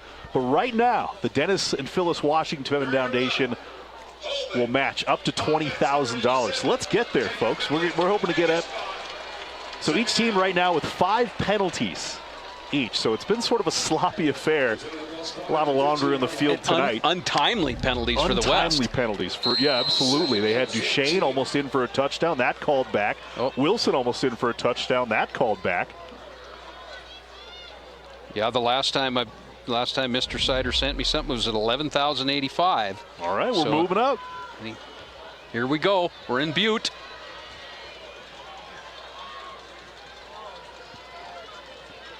Butte, America. As we said, a mile high, a mile deep. Everything on the level. Tom Carter in space makes one man miss, working his way through the defense. Finally brought down at the 10-yard line. Picks up 6. Asher Fettis with the stop out of Belgrade. I'm impressed with the West kicking game. Shad's done a nice job.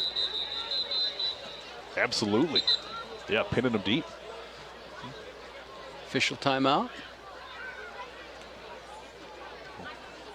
Something's wrong. Oh, a player down. 3rd and 8, and we got another player down at the moment in the end zone. Oh no, that's Bryce Grebe. He's injured in the end zone right now. That's a huge loss if he's not able to get up. He's shaking around, but we're going to take a quick break and hope for some good news for you at the other side here. We'll be right back at Naranche Stadium for the Montana East-West Shrine game. And Bryce Grebe making it to the sideline. We believe it's either a cramp or maybe got the wind knocked out of him. One of those things happen, but we sure hope to see him back in this football game. Yeah, they want him on the field, that's for sure. Yeah, the speed he's shown and the touchdowns he's saved so far, probably the defensive MVP for the East team, keeping this game from getting out of hand. But again, still just a 1-point game. Both teams spits and starts, sputtering and starting. It's been a wild. Can't even get out of their own way sometimes. All right, for the West team, it's 3rd and 9. Wilson going to the back of the end zone, but there will be a flag. That's going to be pass interference on Travis Hadley. He went to the big guy. Evan Sherry out of Gallatin wasn't going to let him catch that for love nor money. You know, these guys they're good and they play with a lot of confidence, and that's the way it is. You know, when you're coaching secondary guys, you'd rather take a penalty than give up the touchdown, and so that's what he just made that decision himself. So that'll give the West team just a short field before the painted grass, painted turf. 2 minutes left. All right, Ashley's got a quick injury update for us on Mr. Grebe. Ashley, what's going on down there? I know you guys were hoping that maybe it was just him getting the wind knocked out of him. Unfortunately, it does look like it is a left ankle injury. He's kind of grimacing in pain a little bit, so they're working on it right now, but unfortunately it wasn't getting the wind knocked out of him. I'll let you guys know if I hear anything else, but they're working on him on the sideline. Adam Jones in for a touchdown, and that puts the West on top again. 14-7 pending an extra point. Yeah, and just thanks, Ashley, again for that update. That patience, right? Just in and out, in and out, and in and out, and finally they got the formation and the adjustment that they wanted, and there it is, 6. You know, the thing about an offense like that too is it gets better as the game goes by, and the physicality of it gets at you too, and then pretty soon it's just like a heavyweight fight where it's just a body shot after body shot. And that's what I would be concerned with if I'm from the East right now, because they're starting to get more and more success running the ball inside, and that means the big boys up front are getting the push that they need. For sure, Adam Jones and Tom Carter, inarguably the two best running backs in the state on the same team. What a 1-2 punch. And Adam Jones himself, 49 rush yards on that touchdown. And as a team, West, with over 100 yards rushing so far, that's been their bread and butter. You know, between the two quarterbacks, Duchesne and Wilson's has really moved the team. You know, what touchdown call back on a penalty, and so he's got the West going, that's for sure. Yeah, it seems like he's made something happen every time he's touched the ball, whether it's, you know, the pocket collapses, he's scrambling for a couple of yards, or he's making the right decision. Mm-hmm. You can see the game slows for him. He's patient, he looks for things, and he's confident. Tough. In the running for offensive MVP so far. It's going to be an interesting race to see who takes home those honors at the end of this ball game. Still plenty of football to go. Under 2 minutes left in the Montana East-West Shrine game. The West on top, 15-7. Kicking to the East team. Let's see how the folks from east of the Continental Divide respond. And another trickeration here. It's Cade Boyd, though, on the left side, and he evades a tackler. He's got some running room, and he's going to go up the sideline, but steps out of bounds right at the 36. He had nothing but green turf in front of him. Well, we got a little hanky back there. Okay, I do see that. Might have been a block in the back in that area. He did seem to have gotten loose.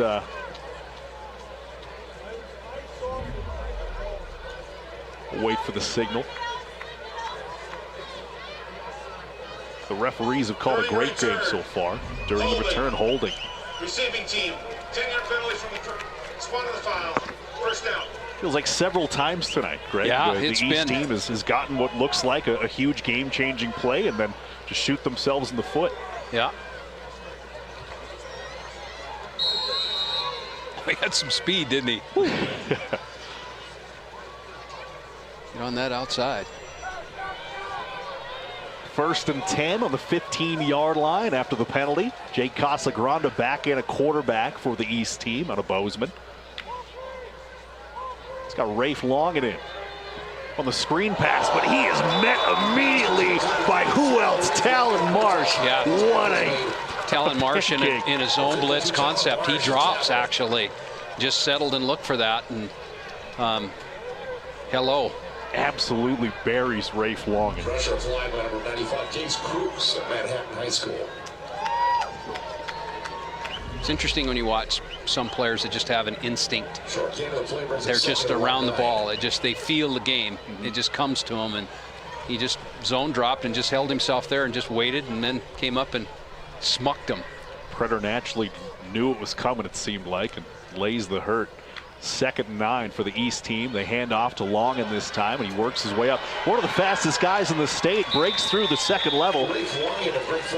Finally brought down after a gain of 6. Nice run for Rafe Longen at a Great Falls High. Yeah, especially out of a second effort, too. I talked to his coach earlier this week, and he said he's the fastest, 3 steps, he's the fastest athlete he's ever seen. Yeah, I'm out of Great Falls, and I had a chance to watch Rafe Longen a lot. He returned 3 kickoffs for touchdowns, or 3 kicks, punts and kickoffs. And, always a threat to break loose at any point. Very, very fast. Got a brother who plays for the University of Montana, Gabe Longen. A lot of talent in that family. There's Boyd getting the football, another future University of Montana commit. Couldn't tell where he... It's close, awfully close. Did he get the first down? First down, waiting for the signal. The problem is there's only 12 seconds left in the half. Looks like they're giving it to him. All right, 12 seconds left. First down for the East team. Going to have to take a shot.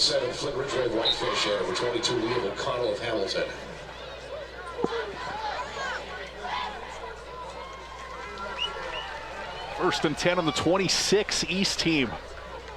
Trying to get something going before halftime. We've got an action-packed halftime show coming up for you. Carter and Ashley will be talking Shriners Children's Hospital fundraising efforts. We'll meet the patient ambassador. We're going to take a timeout, East team. 12 seconds left before halftime. Their second timeout. Again, folks, that website on the bottom of your screen, mtshrinegame.org, 1-833-7-SHRINE. Please, folks. We need to get to that 20,000. Once we get to 20,000, then the Washington Foundation will match that. And lines were a little slow, but my boy Joey, it's not Joe Sider, it's Joey. Joey Sider. Joey Sider. He said the lines are ringing, so thank you everybody for what you're doing, and what a great opportunity to help some unfortunate kids. Just want to take a look at some of the Shriners on your screen and just thank them for everything they do. If you see one, I mean, it's just incredible the work they do at the Shriners Children's Hospital in Spokane. We'll hear a lot about it at halftime from our patient ambassador and a few of the other testimonials from other Shrine patients in Montana. Life-changing stuff. I mean, these folks. Well, you can imagine if you didn't have the means and you needed it, and you're working on a child's life and trying to improve that and give them a quality of life. And yeah, it's one of the things we do well. Gage Norsling at a quarterback for the East team. He takes the handoff, runs to his left. He's got a blocker, but he's chased down. What a defensive play from Cameron Shaw. That's like a couple times we've said his name tonight. He closes quickly. Yeah, Nick Michelotti, too, coming from his safety position, did a great job. So, only 15-7, and West has controlled this whole game, except just a little bit of toughness out of the East, right? Couple interceptions, and Metrione making Belt Huskies proud, and did a great job of reading that play and setting it up a touchdown. All right, we're going to be right back. It's halftime at the Montana East-West Shrine game. The West team on top, 15-7 on the Town Pump scoreboard. We'll be right back on the other side of this break. Welcome to the MTN Sports Halftime Report. Sponsored by Montana Tech Athletics, winner of the 2023 Bandy Award as the top athletics program in the Frontier Conference. The Ore Diggers would like to send a good luck to all members of this year's Shrine game and give a special Montana Tech welcome to the 24 Shrine players joining the Ore Digger football team this fall.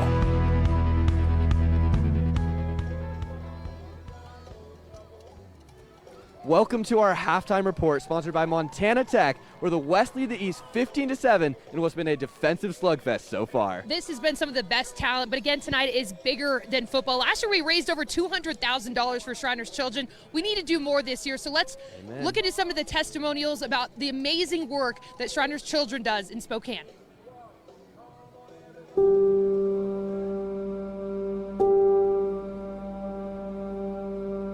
So we first started to suspect that Gavin had a disease when he was about 15 months old. He wasn't hitting the milestones that a typical 15-month-old would hit. It wasn't until about 22 months old that Gavin received the diagnosis of spinal muscular atrophy. I am Grant and I'm from Great Falls, Montana. I've got bilateral club feet. It means that my legs were turned in when I was born. So when I was little, I got surgery on my heels. I am Addison Benson. I am 8 years old, and when my accident happened, I was 2 years old and I was ran over by a lawnmower. My name is Macy Brandon and I am from Havre, Montana. My injury was that I broke my arm, it wasn't straight and it didn't heal. My name's Amalia Ostwell and I'm from Havre, Montana. I had scoliosis and I was put into a torso brace, and that was supposed to correct my scoliosis. I'm Madison and I am from Great Falls, Montana. I was born with a cleft palate. I go for the Shriners Hospital for treatment. My father-in-law is a Shriner, and when we were moving out here, he was like, you know, you guys should reach out to Shriners and see what they could do for him. So I reached out to Shriners in Spokane. So when we first got to Shriners, it was very welcoming. They were awesome with the kids. The care was just phenomenal. Shriners has lots of play places and lots of toys that you can play with. So Gavin's prognosis is good. He'll never be cured of his disease, but with all the physical therapy and occupational therapy, he's setting himself up to be the best he can be. I mean, he'll always have some struggles in life, but he'll be just fine. Probably 3 or 4 hip surgeries. Seems like it was 3 surgeries and multiple casts. We're taking Maisie to Shriners about every 6 months. Sometimes it's a little more than that, just with adjustments for her prosthetic and if she has some issues. It was very welcoming when I first went there. I was really scared, but they helped me realize that I was going to be okay. When I went to the Shrine Hospital, I didn't really know what was going on. I know my family was scared, and I'm just lucky I'm still alive. As far as her care during surgery, her prosthetics that she wears over and above what my insurance pays, they work with a local prosthetist here, so we don't have to travel out of city or state for that matter for that, because she's got a lot of adjustments that need to be done. They just know how to treat the kids and the parents as well. I mean, it was absolutely a wonderful experience in a difficult time. And the local Shrine group helping us with travel expenses and lodging has just been a lifesaver. There have been times we've made 3 trips in a month out to Spokane to go to treatments. My favorite place is the playroom where all the balls and toys are. I love all the people at Shriners Hospital. They're just so nice and generous and do so much for everybody. I can do every sport: skiing, basketball, softball, wrestling with older sister. I can do a lot of sports, like nothing can stand in my way. I think that Shriners is a really good hospital for kids, and that will help people become a kid again instead of worrying about, oh, I can't do this or I can't do that. I am thankful for Shriners because they help kids like me, and they made it so I can do everything I can do today. My prognosis is really good. Since after my surgery, I've been able to play all the sports and been able to do stuff I really love to do. Sorry, it's not easy for me. It's easy for me to say thank you, but it's super tough. the folks at the Shriners have, and the whole organization has just been wonderful for wanting to step in and help my daughter and my family, and they're nothing but just a blessing. And we're so happy to have known them, and happy to if we can help a little bit in any way, we're happy to do so.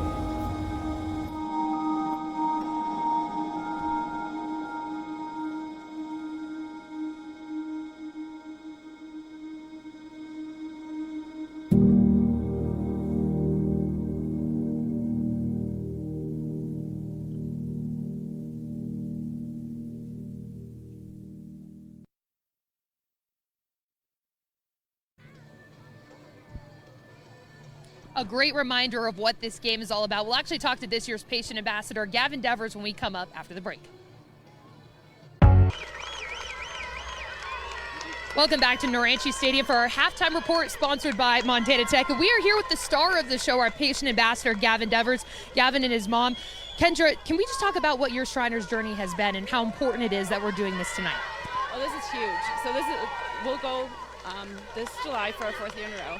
And the Shriners has just been amazing to help Gavin get this far in life. So, can you give us a little bit of his backstory of what they've done for you guys? They do braces for him. They've done gait analysis, and then they've helped facilitate his neurologist here in Helena. So. Well, Gavin, we got to talk about this jersey. I know you were like the biggest West fan this week. What is your favorite thing about the West team? They have beat the East. Right now, the score is 15-7. The score is 15-7, and go West. There we go. One last question for you. We've seen a couple touchdowns tonight. I still think that you've had the coolest touchdown, though. You had that 30-yard touchdown to close out the West practice earlier this week. Talk to me about what that was. Fun. What was your favorite thing? I mean, you kind of bullied them around, right? And can I get one more Go West? Go West. Awesome. Well, thank you so much, Gavin. We've got one more interview coming up after the break. Make sure you stick with us. Around the world and the over 1,000 Shriners here in Montana. I'm down here on the field with the Imperial Potentate for the Shriners, Kenny Craven. Kenny, can you tell me a little bit about what that role means? Yeah, being the Imperial Potentate basically means I'm the chairman of the board of directors for Shriners Hospital for Children and Shriners International. Very cool, very cool. How long have you been in that position? Just served as chairman of the board for 1 year, but you served 10 years on the board. Very cool, very cool. Can you tell me a little bit about the work that you do in that role and kind of what it means to you to be a part of such an incredible organization? Yeah, serving as chairman of the board of directors, we oversee the whole hospital system, which is 22 hospitals around the country, in the world, in 2 different countries. And for somebody like right here in Montana, it's Spokane Hospital that's here that we represent. Awesome, I love to hear it. And final question I got for you, what's your favorite part about the work here that you do in these Shriner games? Well, we just love, football games. We have 32 of these high school football games around the country, and it gives us an opportunity to tell our story about Shriners Hospital and bring some awareness, but more importantly, is to showcase these all-star kids that's trying to, make their benefit to a college all-star game, the same as the high school all-star game. They want to get to the next level. Awesome, I love hearing it. I think that should just about do it for us, and we'll head to break. Welcome back to the 76th Montana East-West Shrine Game from MTN Sports.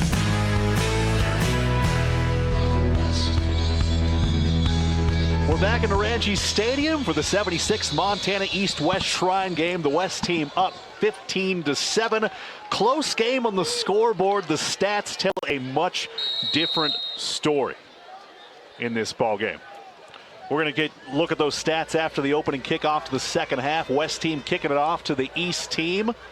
Cade Boyd. They've been doing this all day, this kind of handoff, this trickeration. That's Rafe Long, and on the other end of that, gets to the 20-yard line, and that's where the East will start the second half.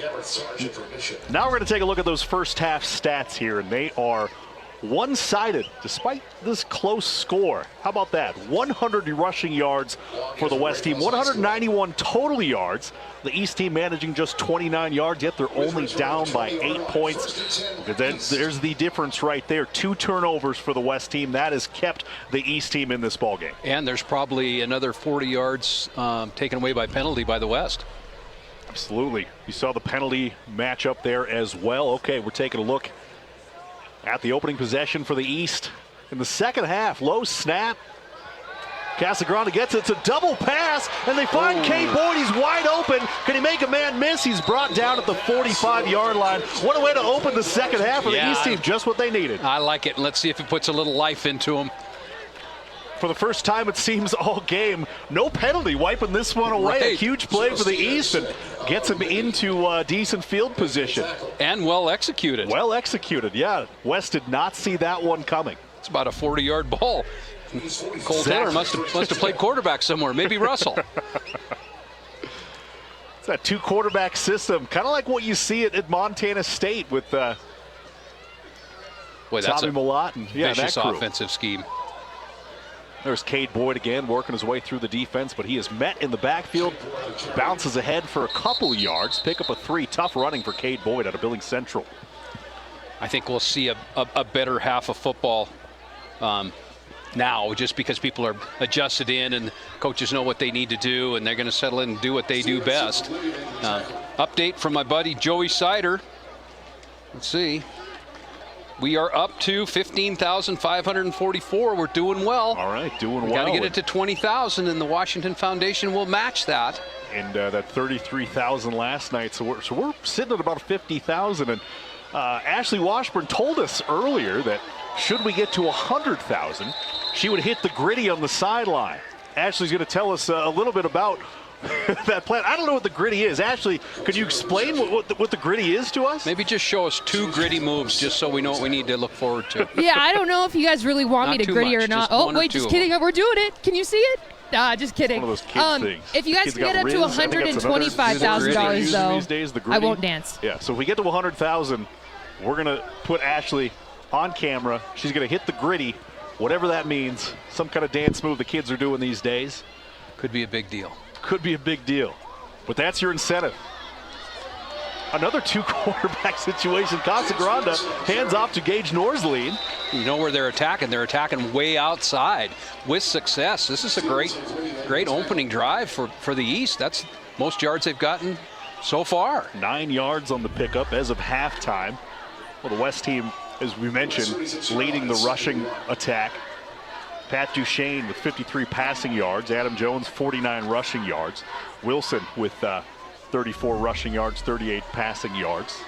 Cam Guerdsey has 53 through the air.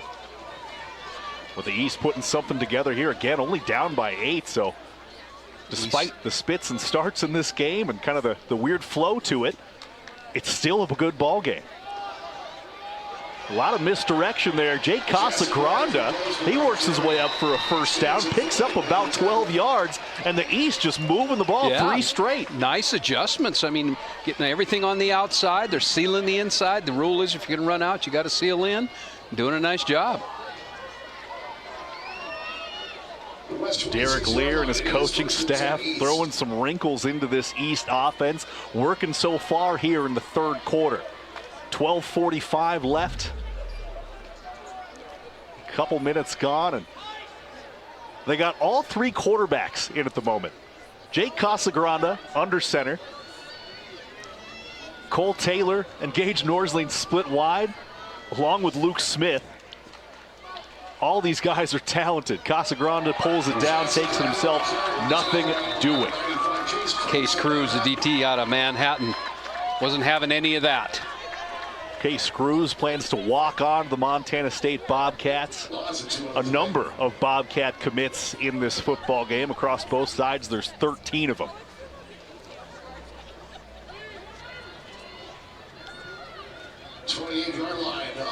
Loss of 2, so it's 2nd and 12 for the East team. Now they're in a 2nd and long, and this is where they don't want to be. This does not match up for them, and so that gave them fits the first half, all the pressure from the front, so we'll see what they do. Coach Lear wants to talk about it. He takes the timeout. We will as well. 15-7, the West team on top of the East team, and 11:53 remaining in the third quarter. We'll be right back with more for the Montana East-West Shrine game. West team leading 15-7 in the third quarter, second and long, and like you said, Greg, this is not exactly where the West-East wants to be after starting the half so strong. This plays into the West defense. Norsling pulls it down, gets his block, he finds a man, it's Luke Smith. Oh, has some separation, there is a flag thrown, that could go either way. Yeah, I think that's going to go offensive. It might be offensive. Yeah, Luke Smith, the tight end out of Bozeman. A little bit of a push off. And that one's coming back. Bryce Grebe going off again. He's got an ankle or something. Yeah, Grebe gave it a go. He was stretching out during halftime, running some lines and doing the karaoke. But he is limping off the field yet again. Oh, I thought it was offensive pass interference. I saw the shove from the back. Okay, so they took away the flag. They wiped it away, so that'll bring up 3rd and 12 now for the East team. 3rd and 12. Now let's watch Marsh, number 52. This is where he has made a living. They moved him out, so now he's a little wider than the 3 technique. Now he's coming down under the center. Always got to watch where that guy lines up on the football field because he can do some damage. Gage Norsling under center takes the snap. Ball never got snapped, so that's going to be. That was caused by Marsh actually, because the center was calling for him and the guard. Did you see that? I did. They called for the double, and then he forgot to snap it. So, yeah, he does cause problems. When there's no play, he's making an impact. It was. That's exactly what happened. The center was calling and saying, I'm taking him, and I'm sure they called for a double off the center and guard. I feel like you got to credit him for a tackle for loss or something on that play, even though the ball was never snapped. Now see where he's at. He's a defensive end on the other side. As you said, Mihalis just moving him all over the place. D-end, D-tackle. Put him to the boundary. Excellent football player. Yeah, he's playing defensive end now. He was nose guard before. In fact, he's outside.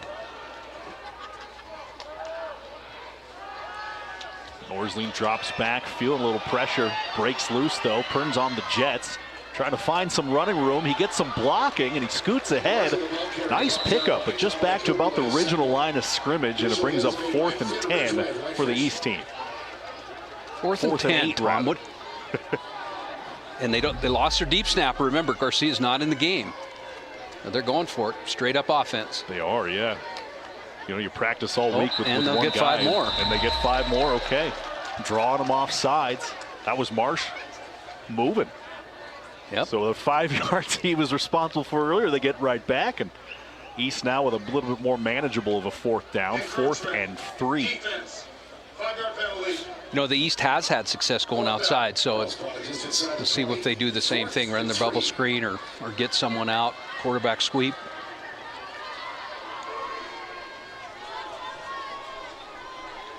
You surely can feel like we were talking at halftime. There's no rhythm, right? There's no rhythm to the game. And when you call the game, it's hard if the teams aren't in rhythm, and they just can't seem to find their rhythm yet. Yeah, they'll take turns having some stagnant moments and then some brilliant flashes of offense. But we'll see if the second half was a little bit cleaner. Gage Norsling with the reverse. And that's his guy, Royce Robinson. He tried to pass it, but it's going nowhere. He takes a little bit of a bump. Lewistown to Lewistown connection, and that goes nowhere. So it's a turnover on downs. West team takes over. Nice heads-up play by Ridgway out of Whitefish. He just stayed home. Yeah, that's a problem for the East. They had a nice drive going, and then they got in that second long, and then the world just changed for them. It just fell into the lap of West. That's what they want. They want them in a long type situation so they can tee off and go because they can't handle them. Yeah, there's really not a whole lot of time back there for anyone to set up an offense or run an offense before that stout defensive line and that front is in the backfield and causing problems for the offense. They go back to Wilson to start it. He's being chased out of the pocket deep, and he throws it on the run. He's got a man, just overthrows him outside. Eli Norris would have done what the rules are when you got a scrambling quarterback. You know, sometimes you just break and run, because that's what Wilson thought he was going to do, and if he would have done that, that would have been a touchdown, actually. Yeah, but 1 or 2 steps too slow for Eli Norris. Can't quite get it, but again, what an athlete. I mean, even when he doesn't connect and make a completion, Garrett Wilson just you know, what an impressive play that was. Yes. On the run, deep ball down the sideline. Could have resulted in 6 had the receiver had one more step on him. And there he goes, fakes the handoff to Carter up the middle again. He's doing a much better job of holding things tighter. Defense is playing better. So 76 Shrine games over the years. Started in 1947. And Ashley has a little bit more on the history of the Shrine game and some of the all-time great classics of this game. Ashley, what do you got? Well, guys, I am a little bit of a history junkie, so I kind of, just kidding, I didn't actually go through the history. This is all on their website that you can see, but I wanted to give you guys an idea of what their longest touchdown run was. 72 yards, and it was in 1990, so it's a stat that's held up for quite some long time from Scott Spraggins. He actually went to go play for UM and was a part of that 1995 national championship team. And then the longest touchdown pass, 99 yards. I don't know if we'll see that again in a while, but that was in I think it was 2014 is what it was. I didn't write that one down, but Levi Line is a Red Lodge guy. He played for Montana Tech. And then Will Wire, he played for UM and unfortunately had to retire pretty quickly after that from an injury. But, you know, so history junkie, those are some stats that they're trying to change this year. Hey, thanks, Ashley. We're still going to hold you that gritty if we get to 100,000. It wasn't a 99-yard touchdown pass, but it was a heck of a completion from Wilson to Chrisman. Again, that connection. Wilson under pressure. Again, escapes. He's so good at evading that contact and making something out of nothing. Gets back to the line of scrimmage. Yeah, you know, the East is going to have to spy him. He's too dangerous on the outside, and he's getting to run anywhere he wants, right? And that he creates problems that way. And so they're going to have to spy him, get someone that can run and get with him. You can't let him keep doing what he's doing because he's just too dangerous. 2nd and 10. 36-yard line for the West team. Yeah, Wilson just so dangerous. And he's got... Plays with a lot of confidence. I guess you would if you throw 300 yards every time you play. He's got a green light, that's for sure, and they hand it off to Tom Carter again. He's been somewhat quiet in this game for a guy who led the AA in rushing, but nonetheless, his athleticism. Yeah, I think he needs a little bit of space, and then the juice goes. With credit to the East defense for shutting him down when he does get in space. Because he's had plenty of screen passes, plenty of missed tackles he's evaded, but... Yeah, you know, hats off to the East defense. If they hadn't been playing as well as they have and the turnovers that they have, the score would be much different. Much different. And Bryce Grebe back in this football game, too. What a warrior. Limped off twice, but he is still in there, and they need him on this team. Over the middle, completion. That was a combo route with a blitz, and he read it. Wilson to Arsenault. Oh, Canada. Wilson read that. He played the curl underneath, but he had the wheel for the touchdown. He's reading it. There it is, and you see the wheel break loose on the outside. Sure enough, yeah. Could have been 6. Nonetheless, it is a first down for the West team. Wilson was probably that guy growing up, that kid in the park, right? That everybody picked him first because if he's on your team, you're going to win. Yeah, that's just recess. He's the all-time quarterback. You know, give him the ball, and you're absolutely going to see some fireworks. 1st and 10 from the 21-yard line. West looking for more. Over the middle, nice pass to Jay Stenson, tight end out of Butte. And that pass there puts Wilson over 100 yards passing on the day. No surprise there. He's been slinging it.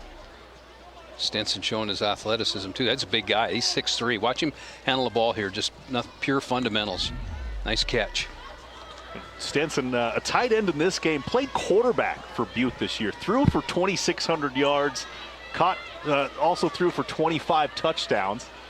He's playing tight end. That's where he's going to play in college at Montana Tech. Just a great athlete out of Butte, and the hometown crowd loves it. Wilson under pressure, and he goes down. It's Hunter Charbonneau out of Fairview. He's had a couple big plays today at crucial times, too. You know, these small town guys, when they get recruited to the Bobcats, they have to have some talent, because sometimes it's hard to get noticed at those 6-man and 8-man schools. Yeah, you watch him come on the outside here, and he just has control of himself and keeps low, and you know that Wilson's tough to catch. That's Charbonneau's second sack of the day, voted most inspirational player on the East team. And it backs up for the West team. Wilson, though, with a deep shot. His man had a step, and there it is. Touchdown East. It's Bryce Humphrey, the track star out of St. Ignatius Mission High School. He's going to be running track for Montana Tech, and he's got a touchdown for the West team to put them up 21-7. Watch how, if we can get a replay on this, watch how clean this play is run. So Humphrey breaks loose just on a go route, and Wilson just lays it up. Perfect ball. Absolutely perfect. In stride. Wow. When we say there's talent on the field, there's talent on the field. This is Humphrey's second All-Star game of the summer. He played in the 8-man All-Star game, Bob Cleverly Classic, at Montana Tech just a week or two ago. Won a state long jump title in Class B. 21 feet, 2.5 inches, so you know he's a heck of an athlete. And he's not playing football. This is his final football game. He'll be running track for the Diggers here in Butte. And the extra point makes it 22-7. West team over the East team. We'll be right back at Naranche Stadium with the 76th annual East-West Shrine Game. See you on the other side. Bryce Humphrey there hauling in that moon ball from Jarrett Wilson. Two of the smaller guys on the field, proving it's Short King season. Bryce Humphrey there is one of 2 players since 2002 from Mission High School to make an appearance in this Shrine Star game. Shrine All-Star game, sorry about that. And he is making his presence felt 100%, no doubt about it. Absolutely phenomenal, hauling his second pass of the day there. One to keep an eye on as he continues his career in athletics, not football, but tech, track, and field. And that should about wrap it up from the field down here. Back up to you guys. Hey, thanks, Carter. Hey, I'd be remiss if I didn't mention Carter's hairstyle today. The best mullet I've seen in quite some time. Just the absolute impeccable flow. Fits right in here in Butte, America. It definitely has some wave in it, I'll tell you that. And I'm going to put this out there. If we get to $100,000, not only will Ashley do the great, hey, there's Carter doing And his look, way. check it out. Holy cow. Carter will we'll make a bust of his head, and we'll give it to the highest bidder. Yep, you'll have a bust of Carter's mulleted head, or he'll shave it. One or the other, whichever you prefer. Thanks so much, Carter. Looking great down there. Thanks to all our crew here at the Montana Television Network making this broadcast happen. And again, that number at the bottom of your screen, 1-833-7-SHRINE. Or the website, mtshrinegame.org. You got an update from Joey? Yeah, Mr. Sider said our phones have slowed down, Tom. They slowed down? That's not good, guys. We have to keep going, guys. We need to get the Washington Foundation to match. Whoop. Oh, little miscommunication. The snap goes, and that's going to be a safety. Wow. Another disastrous possession for the East team. And tack on 2 more points for the West. They'll get the ball right back. They just weren't prepared for that snap. That came out of nowhere. That's happened a couple times, actually. The first time we saw it was Marsh-driven or caused, and I don't know if I've seen 2 safeties in a game in my life. Same game. Not in the All-Star game. There was a Montana State game earlier this year. There was 4 safeties in one game. I was at that game, You were at that game? It was Weber State, if I recall. That was an anomaly. I was also in that game, up in the booth. That was a wild affair, but 2 safeties in a Shrine game. I'm not 100% certain if that's ever happened. We'd have to check the record book, but nonetheless, 24-7 West on top of the East, and they've just been dominating this game. But okay, we're up to 16,734. Okay, remember we have 6:30 left in the third quarter. We need to get to 20,000 as quickly as we can, then we'll get that to 40. And then we're only 60,000 short of seeing the, what's it called? The gritty. The gritty. The gritty. Yeah, the Ashley gritty. will have the gritty, and Carter will do something with this mullet. I may not even watch it. It might scare me. All right, folks. 1-833-7-SHRINE, mtshrinegame.org. If you watched our halftime show, you heard from some of the patients who have received that life-saving care from the Shriners Children's Hospital in Spokane. You heard from some of the administrators and the Shriners themselves about the important mission they do, and it's just absolutely vital. They can't do it without donations. They can't do it without support, and that's what this game is all about. The football sure is fun, but man, we could bump up those numbers and get those phone lines ringing for Joey Sider and crew. That'd be fantastic. As Adam Jones and 15. And 15. Oh, and you see the frustration. Yep. Little shove, little east-west shove there. Giving each other the business. See that? So Adam Jones brings it across the 50-yard line to about the 15, but adds some on top of that, and the West is going to get another shot. Yeah, this is not calling your own fouls. Like I said, I've watched these games, and you know, in Montana, we know how to play the game. And whether it's for the Shrine game or the state championship, you better be strapped up.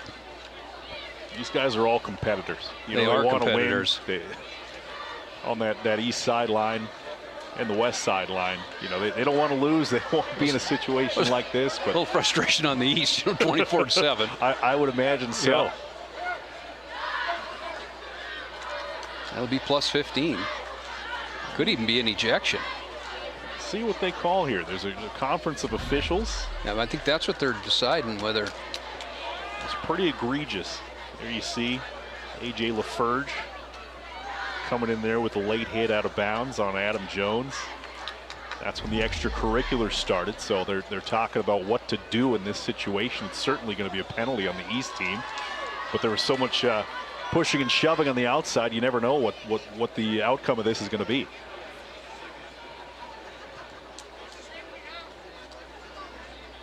Certainly not what you want to see from your players if you're a coach, but there's fire on both sides. There's no doubt about that.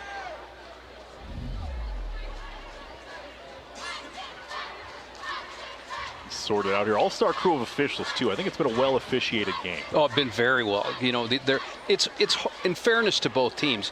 You know, 5 days of practice. You're practicing 3 times a day. Your legs aren't even really under you when you come to play. You know, and that's one of the things that's concerning. Is it takes it takes a while to get into shape, and these guys keep themselves in good shape, but they get a little bit leg weary. And yeah, outside of the Class B and 6-man and 8-man all-star games, most of these players haven't played a down of football since November last fall.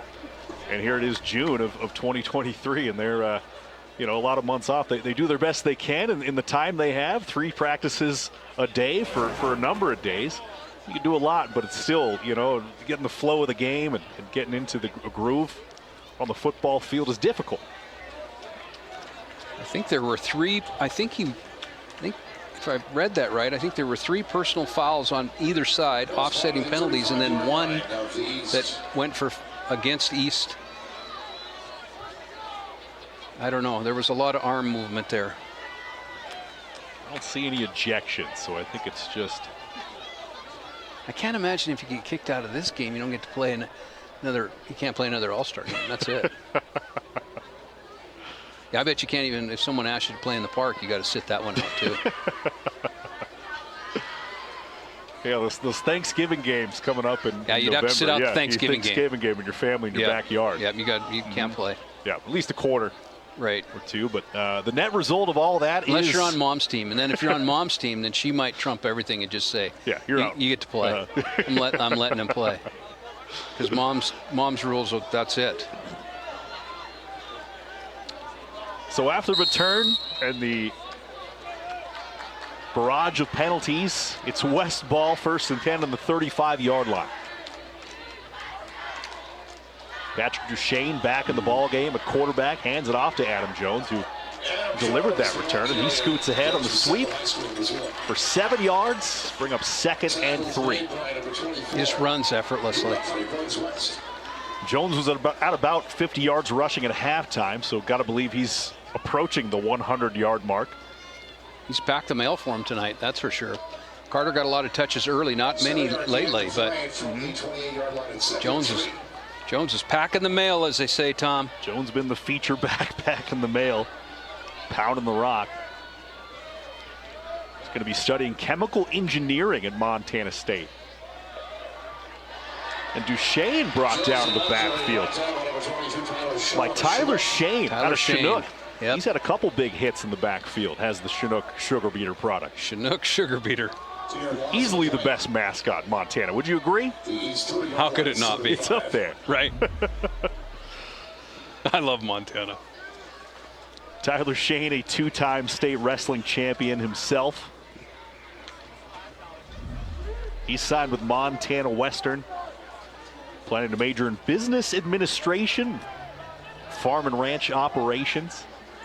Be his focus in school. Those Highline boys just built a little bit different. All right, here's Duchesne rolling to his right, fires a dart. It's a great catch by Eli Taylor out of Hamilton. Man, boy, that was a dart.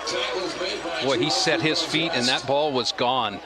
First time I believe we've seen Eli Taylor, but he led Class A in receiving. 814 yards, 10 receiving touchdowns on the year out of Hamilton. 5'9", 150 pounds.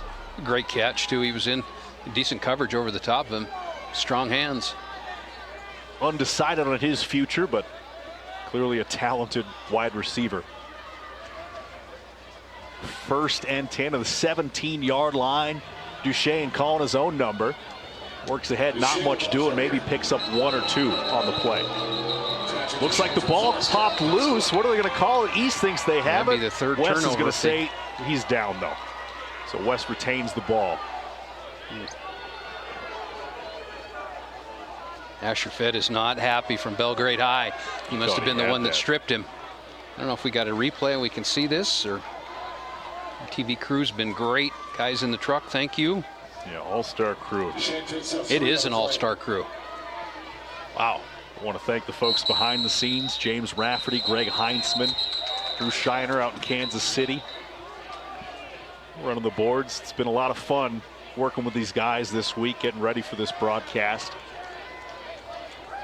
My buddy Joe Sider, 18,245. We're getting there. Come on, guys. So closer, guys. We're less than 2,000 away from hitting that $20,000 mark, and then the Dennis and Phyllis Washington Foundation is going to match that, and that'll put us a long way towards that $100,000 mark. We're looking forward to get Ashley to Gritty, get Carter to shave that mullet. What else? You tell us. You text us. You text Joey. You call up that number. Let us know what you'd like to do or what we want to say. 337 Shrine. 18337 Shrine. Gets us closer to where we need to be. We are not above giving shout outs. If anyone's got a birthday or anything, just call that number. Donate a little money. Anything helps, folks. It can be little, it can be a lot. Tom's mom even called in, donated. Thanks, Tom's mom. Appreciate you, Mom. Appreciate that. All right, timeout. West team, they're going to talk about this. 3:37 left in the third quarter. We're going to take a quick commercial break. The West team leading 24-7 in the 76th annual Montana East-West Shrine game. We'll be right back at Naranche Stadium after the break. And we're back at Naranche Stadium with the West. Second and 1 from the 8-yard line, looking to add to their 24-7 lead in the 76th annual Montana East-West Shrine game. First time we've seen West in the I formation. Now power package there for West. They handed it to Straight Tom ISO. Carter. Little hesitation, but he's going to be brought down. That's Tyler Shane yet again. He's had a heck of a day for that East off defense. He really has. He's been a gamer for them. Shane went 41-0 on the wrestling matches as a senior, undefeated. 41-0. 41-0, two-time state champion. Did you ever wrestle? No. I like my ears too much. We talked about that earlier. With bad ears, but it's as close to death, I think, as it taps into the lowest percentages of your body left. I have so much respect for wrestlers and what they do, because it's just you out there. You know, there's no one you can rely on. It's pass or fail, win or lose, and it's all on you. The snap is bobbled by Duchesne. He picks it up, though, and he fires a bullet to the back of the end zone, and that's a touchdown. The second one of the day to Bryce Humphrey out of Mission. The future track star at Montana Tech puts the West team up by a lot, 30-7 at this point, with 2:45 remaining in the third quarter. Good awareness by Duchesne, right? And Humphrey was a showing his skills. That was Eli Taylor, rather, number 12. My apologies.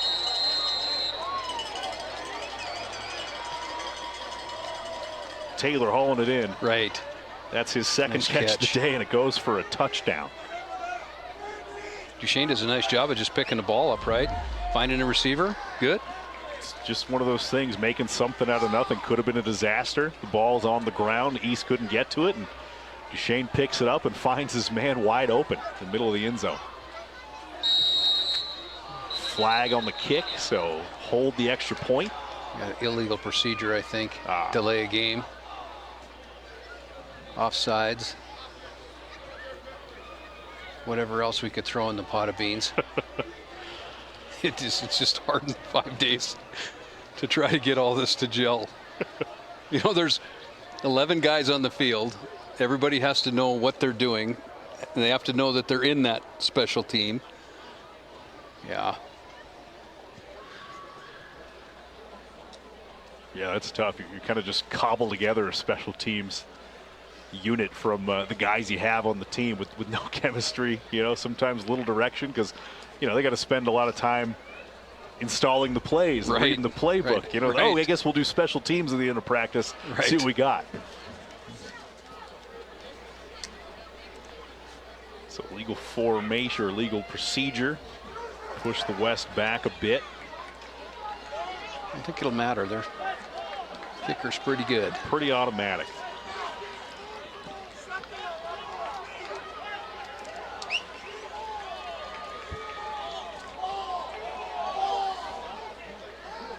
There's no ball in the field. They're waiting. Here it comes.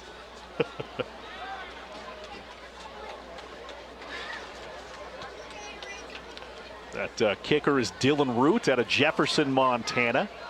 From Boulder, 6'1", 185, signed with Montana Tech, and he's going to be doing exactly what he's doing right now, punting and kicking the football. He does it well.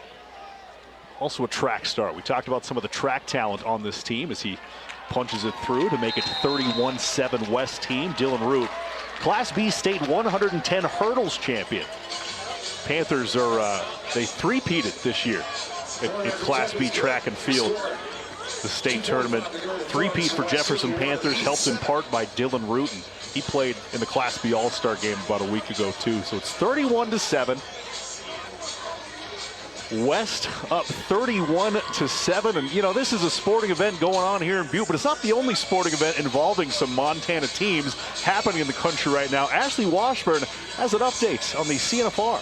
Yeah, I just want to give you guys a little update. I know that there's a lot of rodeo fans that are probably not watching CNFR right now because they're here watching our broadcast, but Paige Rasmussen, one of the best cowgirls in the country, just won the national championship for goat tying. I talked to her before she headed to CNFR. It was something that she was hoping to cap off her goat tying career, just because she's actually going to put rodeo away for a bit.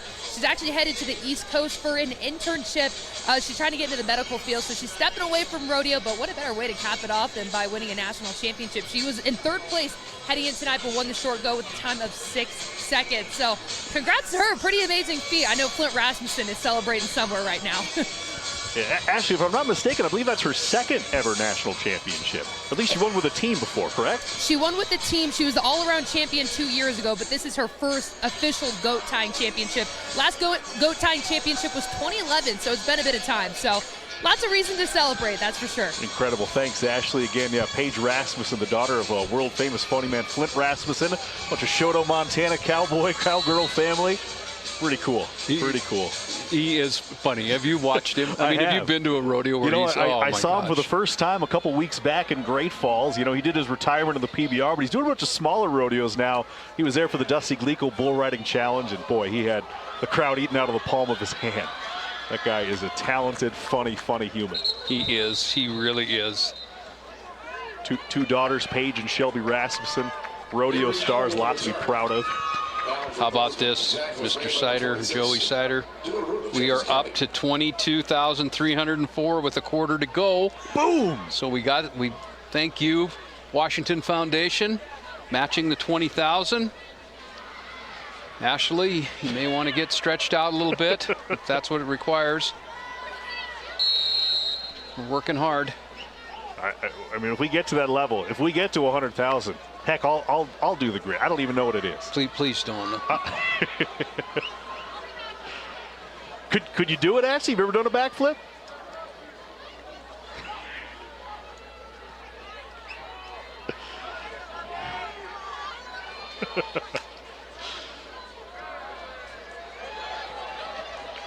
Jenner's pass incomplete.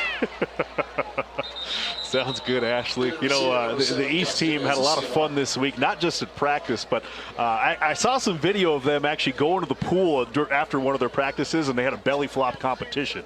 A lot of them ended up with red sides, red tummies. There's some big guys belly flopping too, right? Would have been fun to see. But yeah, just a fun week. You know, a lot of team building, a lot of chemistry building opportunities. We mentioned the ammo box for the East team. West team did a lot of speakers come to their practice and you know, give some insight and motivation as well. Bob Green stopped by. Everyone knows Bob Green and his Bob Greenisms. What's your favorite Bob Greenism? Have you heard any before? Okay, the CMR moms threw a challenge out there. Ooh. $50. All right, CMR moms. CMR moms. Throwing in $50 to the pot. Can you match it, please? Russell moms, $50. Go Rustlers. Russell Hustle. All right, mtshrinegame.org. 18337 Shrine is the East team. Rafe Long and hauling that pass in. That was behind him, but that was a good great hands catch to bring it in. And had he not caught that, that would have been a football. That would have been I said football, that would have been a fumble. Yeah, that was behind the line of scrimmage, behind the quarterback. Rafe Long, and averaged 89 yards rushing per game. Dealt with a little bit of injuries. That's a this great season. catch. But he is a talented dude. I know what it's like to be yards. that fast. I don't think I'm even that fast in a vet, probably. So on Wednesday during Shrine practice at the 7 o'clock, a bunch of fellow employees of mine, we went out to the field and we did a 4x100 meter relay race, and the East team put together a team as well. So we were racing against four members you of as the a East staff. team. Yes. And Rafe Long was on that team, as well as A.J. LaFerge, Cade Boyd. And you were running against these guys. Yes. Wow. Somehow, some way. And they let you run They let us. with us. But here's the deal, is that we handicapped them. They had to do 10 push-ups before they could start, and they still beat us. They're so fast. You may not want to say that out loud. We did it. We have video of it. It's quite embarrassing. I ran a leg. I ran the third leg. Got past quickly. But you ran the Behind leg. these guys. I did it. I made it. I didn't pull anything. Soles of my man. feet hurt a little bit, but you know, Yeah. I'm getting up there. Well, 100 meters, that's a long ways. You lose a shoe, you can lose a back. Blow a hammy. All kinds of stuff. But that was fun. But it just kind of goes to show just how talented and athletic and fast these guys are. You know, they hit 10 push-ups. Rafe Long had started it, knocked him out, and then they cruised to a victory in the KRTV MTN 4x100 meter relay celebrity challenge race, I guess you'll call it. Have you ever thought about taking on another network, your competitor network? Could you? Some Anchorman style stuff? Yeah. Right. We'll see how it goes. All right, Cole Taylor in a quarterback, pulls it in, rushes for a gain of 4. Yeah, guess who was coming in? 52. Forced that outside. Talon Marsh yet again, Montana Gatorade Player of the Year, just disrupting that East offense. Now, we had some stats earlier. Last we checked, the West team over 300 yards of total offense. East team yet to crack 100.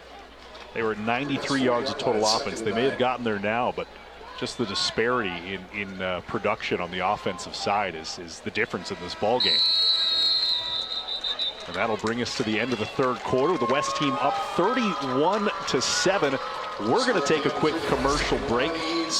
We'll be right back in the Ranchi Stadium in Butte for the 76th Montana East-West Shrine game. We'll see you on the other side.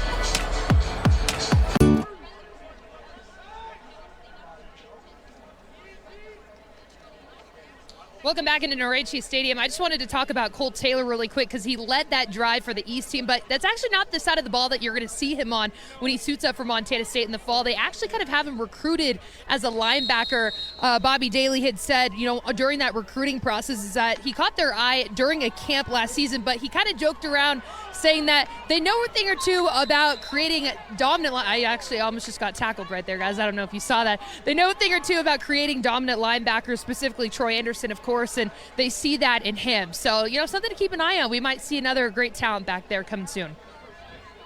So much, Ashley. Yeah, Cole Taylor was quarterback for the CMR Rustlers this year. During one game, Glacier High School, he threw for over 400 yards.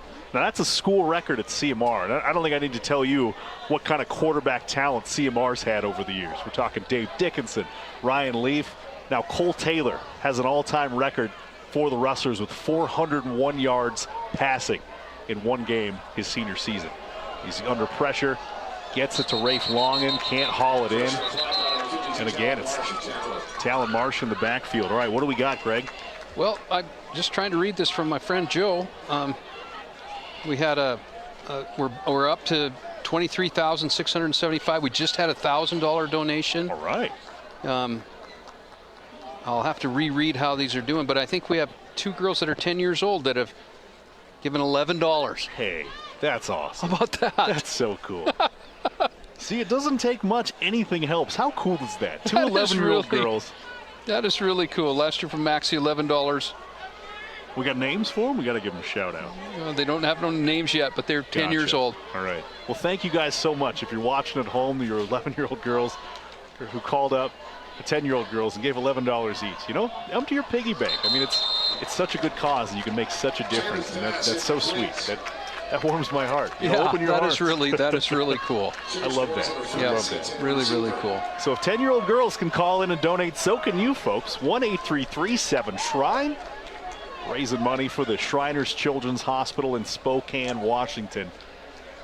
Last year they serviced and provided care for over 17,000 patients, 1,000 surgeries, all free of charge for the patients and their families when they visit that Shriners Hospital in Spokane. They even have an outlet office in Kalispell. So they do a lot of incredible work, and it's only possible through donations and support.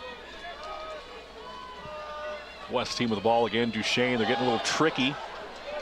And Tom Carter can't haul it in. Good defensive play by the East. Sniffing that one out. Xander Dean, he's been all over the place for the East defense. And say the only bright spots for the East so far is that defensive secondary. They've had some monster plays. They really have. They kept the game in close for a long time, but when Wilson stepped on the field and pushed that West team down, that was it. Last check we had, West was over 300 yards total offense, 308. Taking a look at the current totals, 308 yards of offense for the West, 207 through the air, 101 on the ground. Meanwhile, the East, just 105 yards total offense, 57 passing, 48 rushing. Not much doing. Duchesne fumbles the snap, under pressure. But he gets away, as he always seems to do, and finds his man Tom Carter, but it's going to be intercepted by the East. I believe that he come down with that. No, he said he was out of bounds. It's been some great secondary play, really. This East team is from the very beginning, that's where its strength was, and it's held up.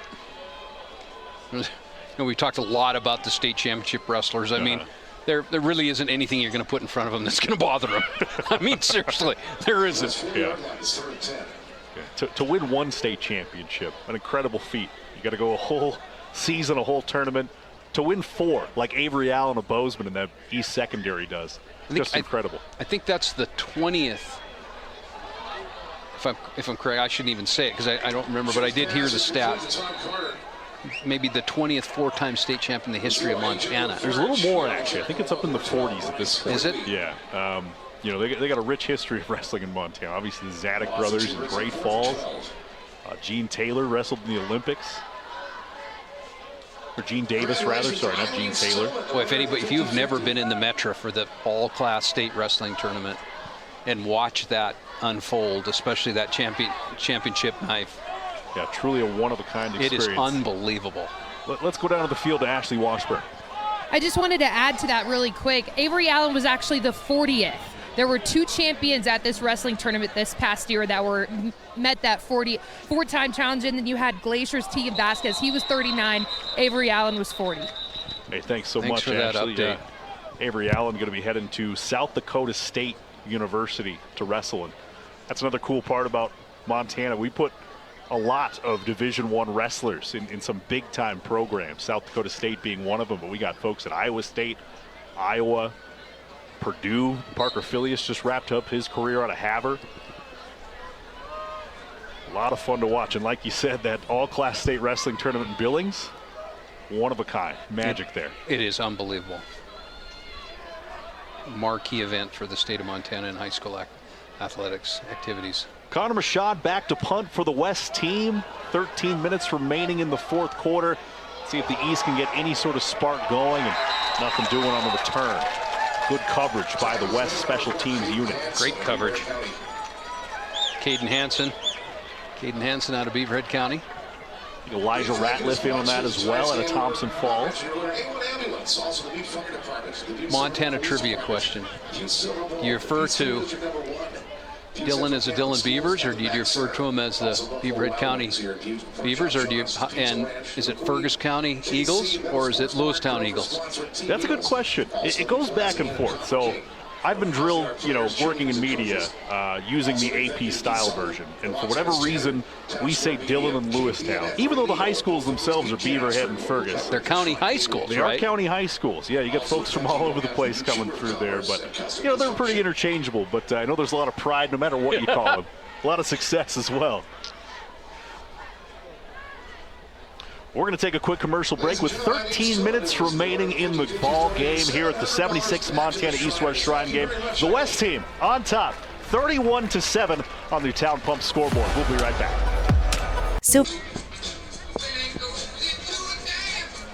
Welcome back to Naranche Stadium. It is 31-7 West team at the 76th annual Montana East-West Shrine game. And to their credit, the fans sticking around. This game, not the most thrilling of contests. It is an all-star football game. There's been some mistakes, been some bright spots as well, but the fans sticking it out, as you know Butte would. As you know Butte would.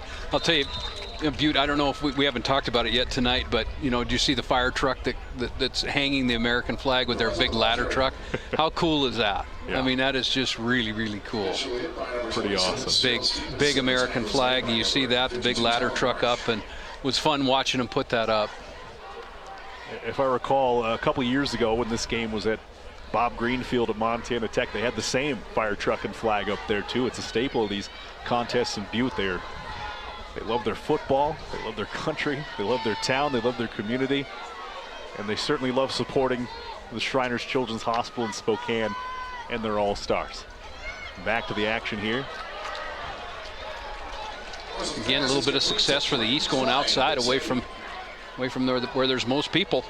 That's Braden Klein, the reception, picking up the first down at a Big Sandy. Big Sandy winning their first ever football championship. Is that right? I didn't realize that. That's their first state championship. I believe Big Sandy? so. I could be wrong. Yeah, I believe that was their first ever football Big Sandy championship. Pioneers. They won a couple basketball championships in the day, but they went undefeated this season. What a year! And that's Braden Klein leading the way. And here we go. Here's a nice. We got a little juice going. That's Gage Norsleen again. Just a star for Fergus coach Derek Lear in the Eagles. Boy, they've had some success, haven't they? Yeah. Wow. Norsleen scored 5 touchdowns in that state championship game against Billings Central.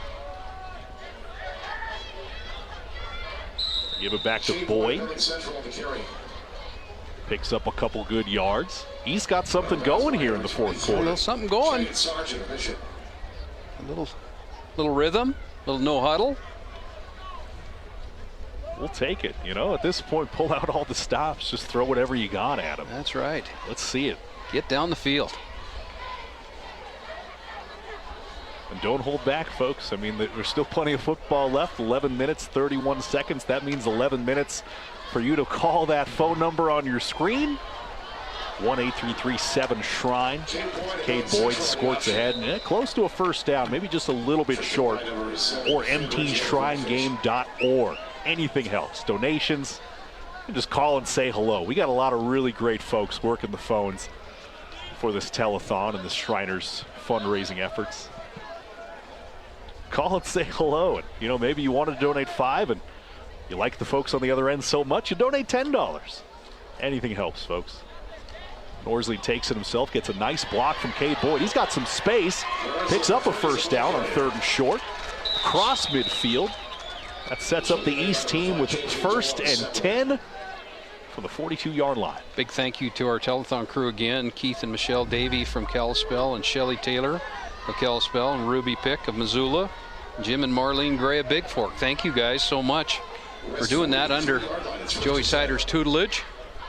Some of the friendliest folks you'll ever chat with. Please just give them a call. Say hello. And open your hearts, folks. Norsley back again, having some success with a deep shot down the field, and he cannot hang it up, but there's going to be a flag, pass interference on the West defense. You know, both teams' secondary coverage has been very good. I mean, a lot of flags and stuff, but very, very good. East has got something going. Take a look at the penalty numbers right now. We got 9 on the West team. That's number 10, and 11 for the East team. So, and I think of the 10 of the 18 or 19. I only have 16 toes, so I can't count all the way to 20. But you know, there's been a majority in the secondary. Yeah, a lot of pass interference calls. 50-50 balls, a lot of contact before the ball arrives, and you're going to get a flag on those nearly every time. Everybody's playing man coverage now. Man coverage means that my back is usually, if I'm the defender, my back's to the quarterback, so I can't see. I'm playing the receiver's eyes, and get a little impatient, and those hands go up a little bit too soon. So nonetheless, it's first down for the East team. They're in business in deep in West territory. Norsley rolls out under pressure. Talon Marsh. Jump pass, he finds a man, and he gets almost to the first down marker. That is Evan no, that is, let's see, I didn't quite catch the number. Number 11, Cole Taylor. Cole Taylor. There he is, quarterback to quarterback connection. That was a jump pass. Yeah, he saw the contact coming, was about to get laid out, leaped into the air, and just pushed it forward to Cole Taylor, who had the awareness to take it out. Look at that replay, Norsley and Taylor. Taylor brought out.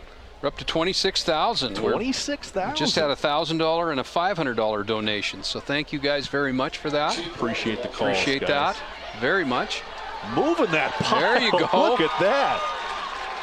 Stopped about the first down yardage marker, and then he's pushed forward to about the 12-yard line. I like that rule change. That was fun. I do. I like the push the pile. See a lot of that in the NFL these days. That's beef on beef.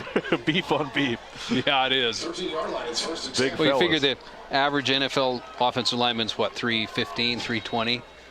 So there's 4 or 5 threes there, and there's a couple 280s on the other side. That's a lot of beef. Not much you can do. You know, they had the banquet last night at the Mack Center. Everyone had prime rib. So these balls on the floor. West. It looks like they fell on it. No, West is showing that's that going to be a turnover. West is going to take the ball. Oh, no. 9 minutes, 24 seconds. If we take a replay on that, but that ball clearly came out and it was a clear recovery. The official says yes. Dominic Umale again from Missoula Sentinel. He's had a heck of a ball game as well. He really has. Been all over the place. There it was. He'll be playing his college football here in Butte for Montana Tech. Got a good pickup there. Yeah, so that's the East first turnover, actually. You know, we had those 2 for the West in the first half, but first time the East has turned over the ball, and it came at a really bad time when they were deep in West territory.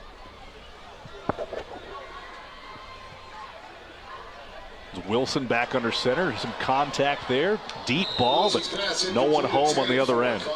Falls incomplete. Xander Dean in coverage for the East. Xander Dean again. 31-7 in a fade ball. You know how that makes friends on the other side of the sideline. Did you know that?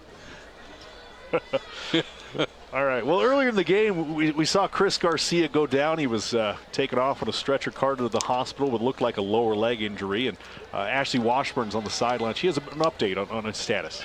Yeah, I just turned to my right, and I actually just saw him walk through the gate. So he is here back from the hospital. I went to go talk to the tech coaches because I saw he stopped there and talked to him a bit about the injury. No official word on what exactly happened. He did do some X-rays, MRI, to see what's happening, but he is on the sideline. He's sitting with some crutches and his boots with a boot. But I just saw some people go over and give him a hug and dab him up. So he's definitely in good spirits, but definitely a pretty significant injury to his right leg. I love it. Thanks so much, Ashley. I mean, it's unfortunate you got injured, but of course, you want to finish the game with your team. This is a once-in-a-lifetime experience. Might as well come back and enjoy it with your teammates. Win or lose, it's just a wonderful event. I'm glad he had the wherewithal to come back and talk to his coaches, let everyone know he's okay. I was talking to Jeff Hartwick earlier this week, and he is the West team coordinator. And he made just a great statement. And, the camaraderie that these guys have, it's a pretty unique fraternity, really. Mm-hmm. And Jeff said, the one thing about playing in the Shrine game is the one thing you never forget is you never forget who you played with. And there's truth to that. Without a doubt. I mean, we were talking about Matt Triplett earlier, and, he's the head coach of the Belt football team and assistant on this East team. He met the guy who he was an assistant under before he took over the job, Jeff Graham, during the Shrine game. Back in the day when they played together, and then all these years later they coached together, and now I didn't know that. Yeah, that's a neat story. That's originally when they met. Yeah, there's all kinds of stories. I mean, a lot of these guys, maybe they didn't know each other so much before this week, but they're going to be friends for life just because of what they went through. Yeah, they really will. So certainly a unique aspect to any All-Star game, but the Shrine game especially just because it means so much more. There's Wilson with a deep ball, and he's got him just outside. Just a step ahead of Cameron Guernsey again, who's had a monster day.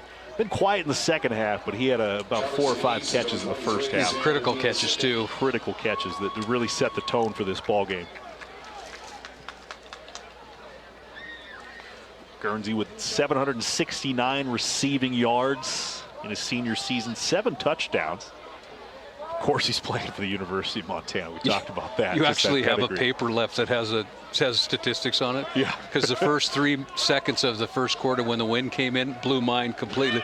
It's probably, I don't know, maybe over in Townsend somewhere right now. Yeah, it was dicey in that first quarter. It just came up out of nowhere. But that's Montana weather for you. Maybe some fun-looking action on the field, too. All right, we're getting another punt. The West team is Shad, future Montana Tech basketball he caught player. That one. That's a deep, deep punt. Huge block in the back. They are going to throw a flag, though. Yep, sure enough. A couple flags coming in. I think the one flag on there is a illegal blindside block. Mm-hmm. That one is pretty clear. You heard the reaction from the crowd here. Not what you want to see with 7 minutes and 11 seconds remaining in the 76 Montana East-West Shrine game, 31-7. West with a big lead. We'll have another meeting of the officials on the field as they sort out the penalties and the. What was your favorite sport? Did you play sports in high school? I did. Not well. Well, it doesn't matter or what. What was your sport? Basketball. I was a basketball guy. Still am. Love me some football, though. Did play my junior and sophomore and junior year of football at Bozeman High School. Wasn't talented enough to make a Shrine game or make much of a roster. Played some JV. That's about it. I was really good at pass interference. That was my specialty. No one caught the ball on me, but. Oh, yeah. But I had a blast. Playing for the Hawks.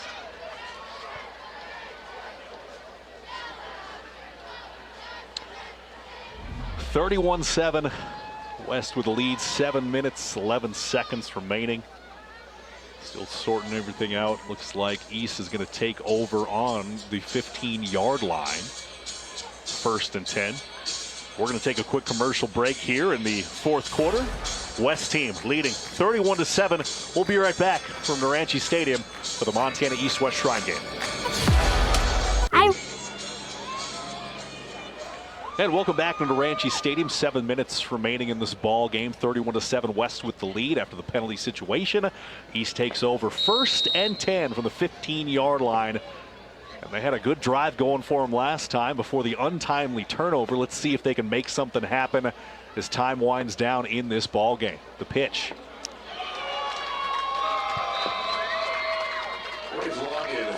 To Rafe Longin. Kyle Holdren beat Central making the tackle. Rafe Longin, he's headed to the University of Montana. For academics, though, not playing football, but his brother, Gabe Longin, plays for the Grizzlies. Just an athletic, talented family out of Great Falls, Bison legacy.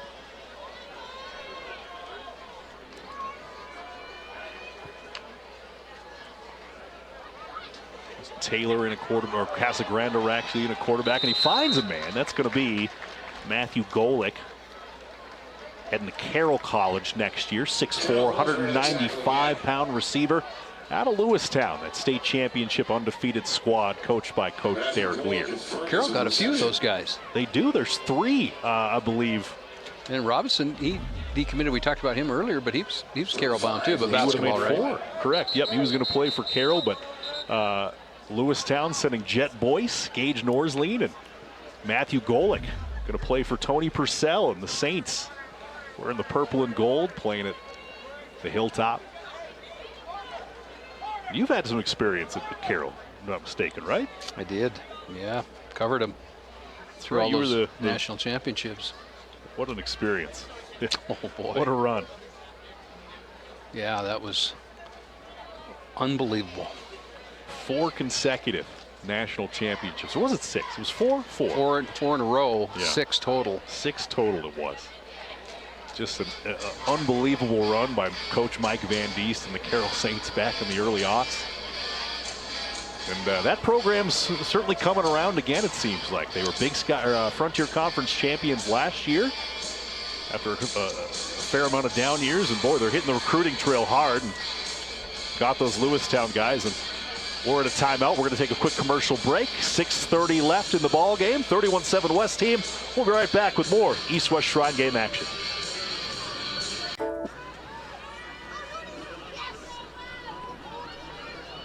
And we're back in Naranche Stadium for the 76 Montana East-West Shrine game. East with the ball. 3rd and 4 from the 20-yard line. 3rd and 5. Down 31-7 though. Working with something. Jake Casagrande. He's had a little success rolling to his right. Fires downfield but misses his man. Not much doing in the passing game for the East team all night. Checking with my friend Joey Sider to see where we are at this time. We have about 6:21 left in the game. We were at 26,170 plus that 20,000 match by the foundation, Washington Foundation, which we're very appreciative of. We also got the update that those 10-year-old girls, call it up, donating $11, whatever was in their piggy bank. We love it. Absolutely love it. So please, there's still time left, 6 minutes, 21 seconds, and it certainly doesn't end after the ball game. And you can always call that number, or you can always go to the website, mtshrinegame.org, donate. I mean, they'll take donations all year round, and it always helps. Incredible stuff as the East punts it away. Cole Taylor finds Willem Arsenault. And he's got some running room. Oh, Canada. Arsenault on the return. Forced out about the 43-yard line. Or 37-yard line, rather, the other way. mtshrinegame.org, 1-833-7-SHRINE.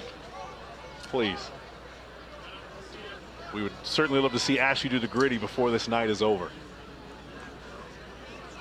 And I hope you at home would too. I'm going to YouTube the gritty when I get home. Dante keeps laughing over here. Do you do the gritty, Dante? Got Dante doing stats up here. Yeah. He says he knows the gritty. I might have seen the gritty once or twice. Could I do it? No. No chance. But I know Ashley could, and she'd do it well. The completion to Crispin over the middle, but called dead. Another flag. A lot of penalties tonight. Over 20 combined for both teams. And again, that's just what you get when you try to cobble together an offense and a defense and 6 days. We're 7 days. We're up to 28,000. 28. Hey, all right. Thanks, Joey, for the 28,000. updates. All right. And that's not even including that 20,000 from the Dennis and Phyllis Washington Foundation. So we'll say 48,000 And plus the the 33 last night. 32. So we're doing all right. You know, and a lot of donations, they don't come in during the telecast. They're mailed in over the course of the week. They're included through separate events. So, you know, all told, I think we're going to be pushing that record last year of $220,000. That'd be great. It would be great. Boy, I'd be happy to hear that. Deep pass from Wilson out of the arms of Willem Arsenault, the Canadian.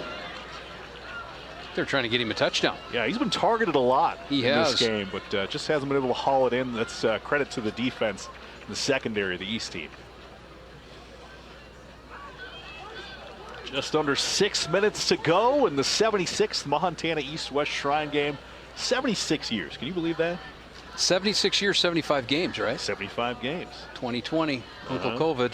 Yeah, or no, this is the 76. So 76 games, 77 years. 77, 76. Yep. 2020 missed, and of course, a lot of really talented athletes didn't get a chance to play in their Shrine game, but they made the most of it anyway. You know, Tommy Mellott, now there's Jared Wilson scooting ahead for a big gain on second and long. I think he got the first down. Yeah, back to 2020, we're talking about it. Those athletes didn't get a chance to play, but, you know, they wanted to fundraise anyway. So a lot of Butte Central and Butte High School athletes, they organized a cornhole tournament led by Tommy Mellott, current Montana State quarterback. Touchdown Tommy, probably the most famous football player in the state at the moment. And they raised a good amount of money for the Shriners Children's Hospital in Spokane. Even though there wasn't a game, they made the most of it, and that's what Montana does. Yep. Joey says the phones are slow. Guys, we got to make Joey happy. Please call that number, 1-833. That's going to be a big hit on Duchesne, rather. Duchesne's pass incomplete. Ball falls incomplete. No flag, though. It was close. Pressure applied by number 85 Hunter Charbonneau of I Fairview. couldn't see what the flag was. Was it defensive pass interference or? I was looking at the quarterback. I saw him get knocked down. I didn't see where the ball landed. The Tanner Macy out of Billings Senior was slamming his fist down. So I don't know if he. Huh. Oh no, it's offensive. That's what he. Okay. That's what I thought he was. So the West will get pushed back. Oh sure, there you go. Yep. Took an interception from him. That's 12 penalties for the West team. 12 on the ball game. And that's been the, you know, outside of the penalties, the West has dominated this game, but it could be a lot uglier. Duchesne and Carter in the backfield. Trying to close this game out with just over 5 minutes left to play. Carter not going anywhere. Brought down by... I think it's getting a little chippy out there. It's getting a little chippy. There's, I believe the East team is in double-digit penalties at the moment as well. They got 13 penalties now. I think that's what they call that, little chippy. 25 combined penalties in this 76 Montana East-West Shrine game. That might be a record as well. We'd have to check the record books on that. That might be. I can't imagine there's been other all-star contests with this much chippiness. And that's a face when you rip the helmet off that player with the face mask. I think that is a face mask penalty. I'd say. I don't know. I'd have to check the books, but I do believe that qualifies as a face mask penalty. And the West team will get that first down back. I think these 27-yard line offensive coordinators would do well to run the ball and get the game done. Yeah, at this point, we're big time shot over the middle, and it's going to be a touchdown. How about it? Eli Norse out of Dillon, Montana, adding to the West lead, hauls it into the back of the end zone off a dive from Patrick Duchesne, and the West team goes on top 37-7.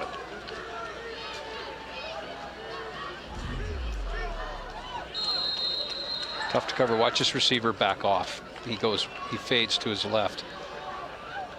incredible pass by Duchesne. That's, I believe, his first touchdown throw of the tough to cover evening. I could be wrong. His second touchdown of the night. The first for Eli Norse on the receiving end of that.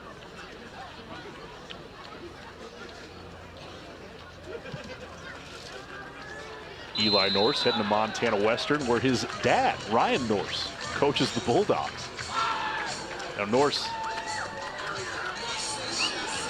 missed, nearly all of his. You picture MVP yet? That's a good question.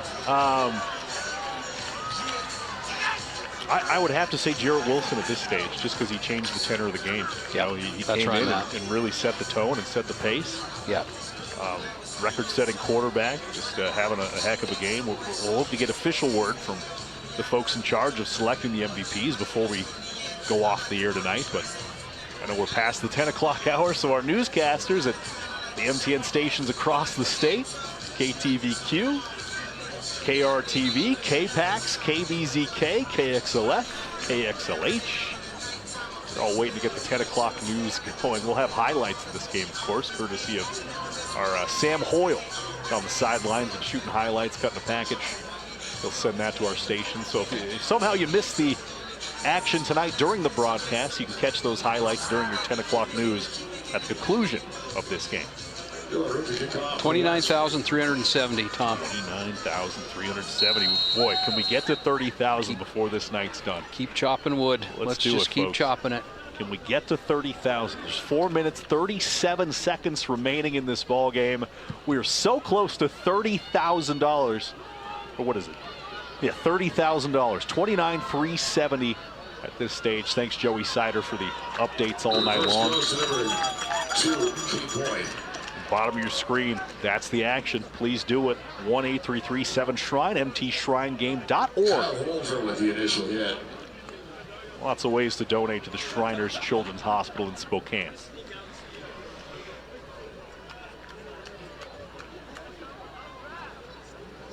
$38-7 West with a big lead. I'd say this one's going to go in as a West victory. Third West victory in a row. That's right. Yeah, it's a streak. You know, the East dominated the all-time series, but you string together three in a row, and that's a streak. Like Norsleen back under center for the East team, rolling to his right off the play action. Just out of the hands of Luke Smith, the future Montana State Bobcat tight end out of Bozeman.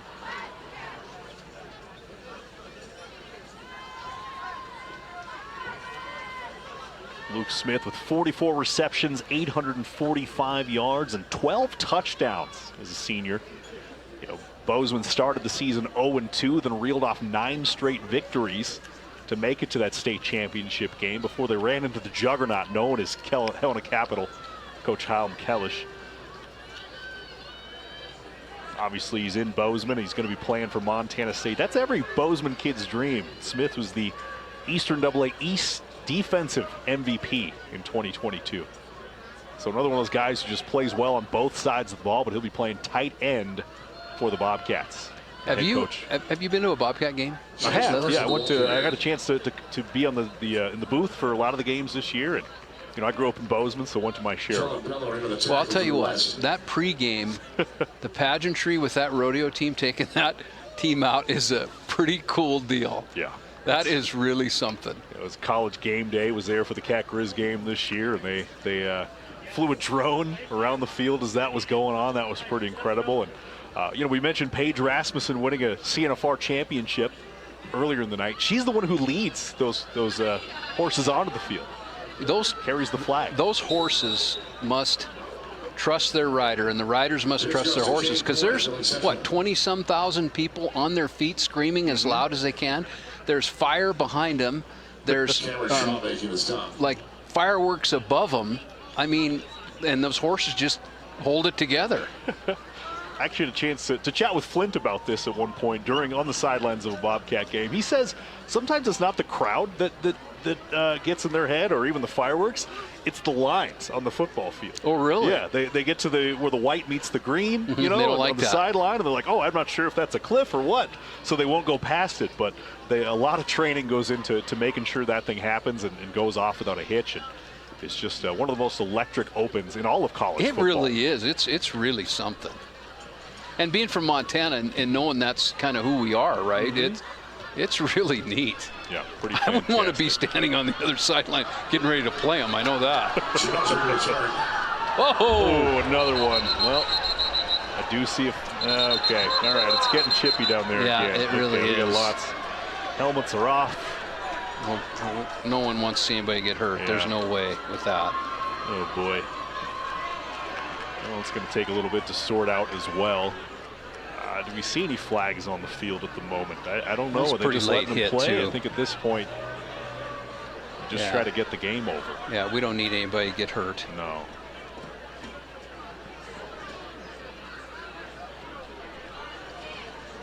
Folks on the sidelines are heated. They're fired up. There's been a couple of those late hits on the sideline too, right? Yeah. This one's pretty late. Yeah, I think that one's quite clear. He's out of bounds, and the hit comes in late. Hunter Charbonneau has had just a great game on defense, but you don't like to see that. But again, sometimes you just don't know where you are on the field. You're playing to the whistle. It's way off the field there. And that's two future Bobcats. These guys are going to be teammates in the fall. Charbonneau and Jones. All right, so make it 26 penalties on the night. 3 minutes, 21 seconds remaining. I believe that most of the folks just want this one to mercifully be over. But that 3 minutes, 21 seconds mean we still have some time to donate to the Shriners Children's Hospital in Spokane, Washington. 1-8337 Shrine, mtshrinegame.org. We got to hit that $30,000 mark. Yes. We're awfully close, folks. Awfully close. I'm going to go ahead and say that, okay, as we get another penalty here, 27. False start on the offense for the West. I'm going to go ahead and say this. Ashley, if you can hear me down there, if we get to 30,000, will you do a gritty? How about 35? Ashley? Can you guys hear me? There we go. Hear you, Ashley. Yeah, How about 35? 35. Okay, that's the challenge at this point. 3 minutes, 21 seconds left. 35, and we get to see a gritty. We get to see a gritty, all right? I better start practicing. I'm warming up. stretching on Get this some east stretching. sideline. I don't know if you guys can see me. We're doing a little stretch over here. Yeah. Where's camera 4? Find Ashley. Yeah, where's camera 4? Let's see where. Should I do a little kicks? Yeah, little kicks, Do a butt little arm kickers, stretch. high knees. All that stuff. Yeah, 35,000. 35,000. Signed, sealed, We'll get delivered. there. All right. And I'll gritty for you. 35,000. Only Joey, if keep Dante us does it updated. with me. All right, Dante's Come going on, to do it up Dante. here in the booth. Okay, Dante, perfect. You've been drafted by Ashley. Right. You can't see Dante, but we'll describe it to you as it happens. He's going to be doing the gritty alongside Ashley in different locations. Should we get to $35,000? I can promise he probably gritties like 10,000 times better than me. I don't think I've ever really done it.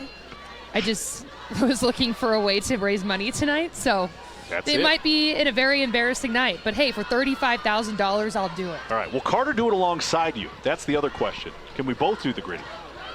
Why not? We get another touchdown for the West. How about Jay Stenson from Butte, the hometown kid, finding the end zone, adding to that West lead. 6 more points, 44-7, with 2 minutes, 21 seconds left in the game. A Butte kid scoring in Butte, Montana.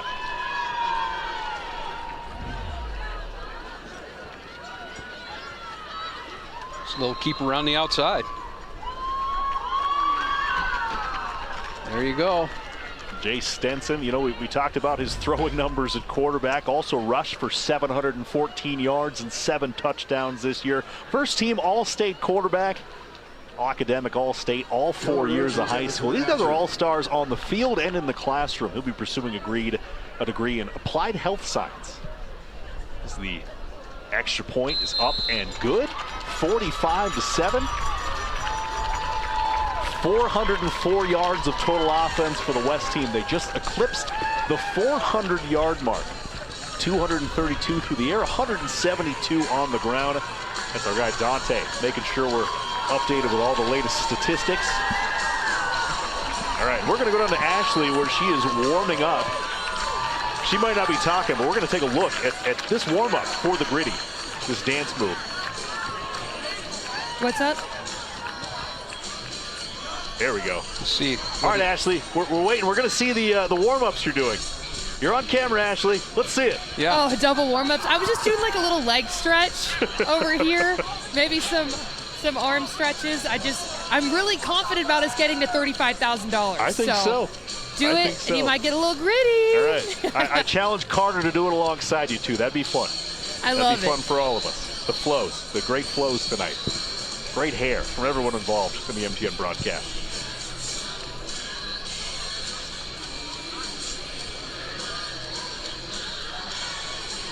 Well, Greg, what can you say? What do you say? Yeah. I say we're in beautiful Butte. We are. Did a great game today. I mean, the score wasn't great, but it was the event was super. Yeah, there's no doubting the talents on both sides of the divide, west and east. Oh, look at that. There's a little trickery. Cade Boyd with the ball. He's cutting loose. He's going to break this one, I believe. One man to beat, and he beats him. How about it? The East team. Little trickeration. He held the ball behind his back. I can't wait to see this replay.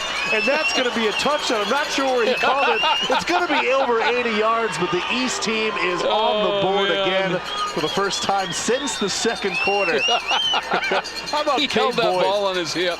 That's great. Completely fooled the West team kickoff coverage team. They had no idea where this ball is. Look at this. Well, they didn't show it there, but no, you got to get him from the start. Once he decided to get going, he got going. Down the sideline, turns on the Jets, beat the one man he had to beat, and he's into the painted turf into Ranchi Stadium for an East touchdown with just over 2 minutes remaining in the game.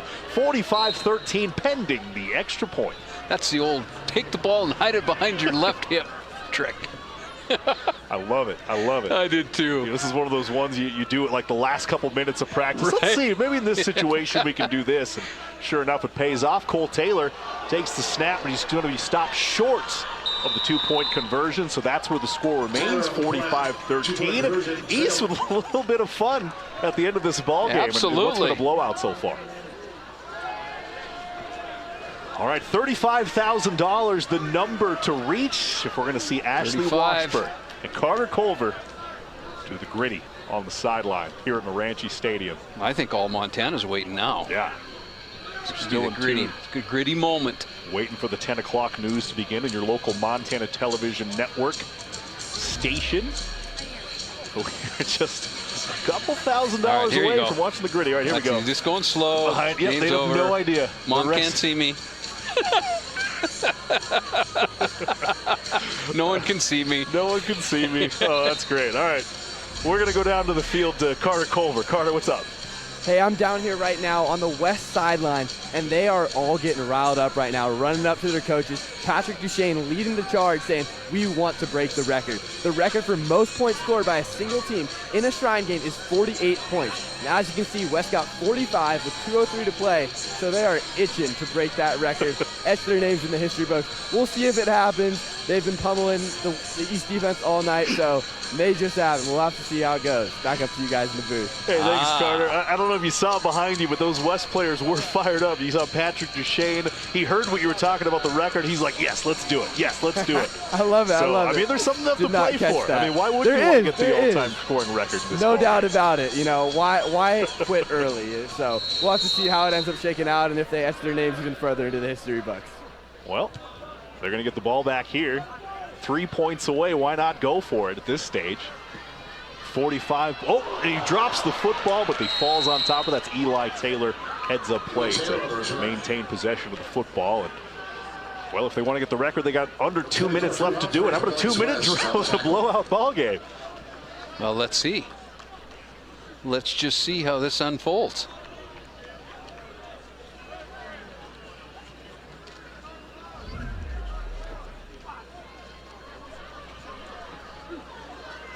There's Taylor losing the football, tracks it down, gets on top of it. All right. So okay.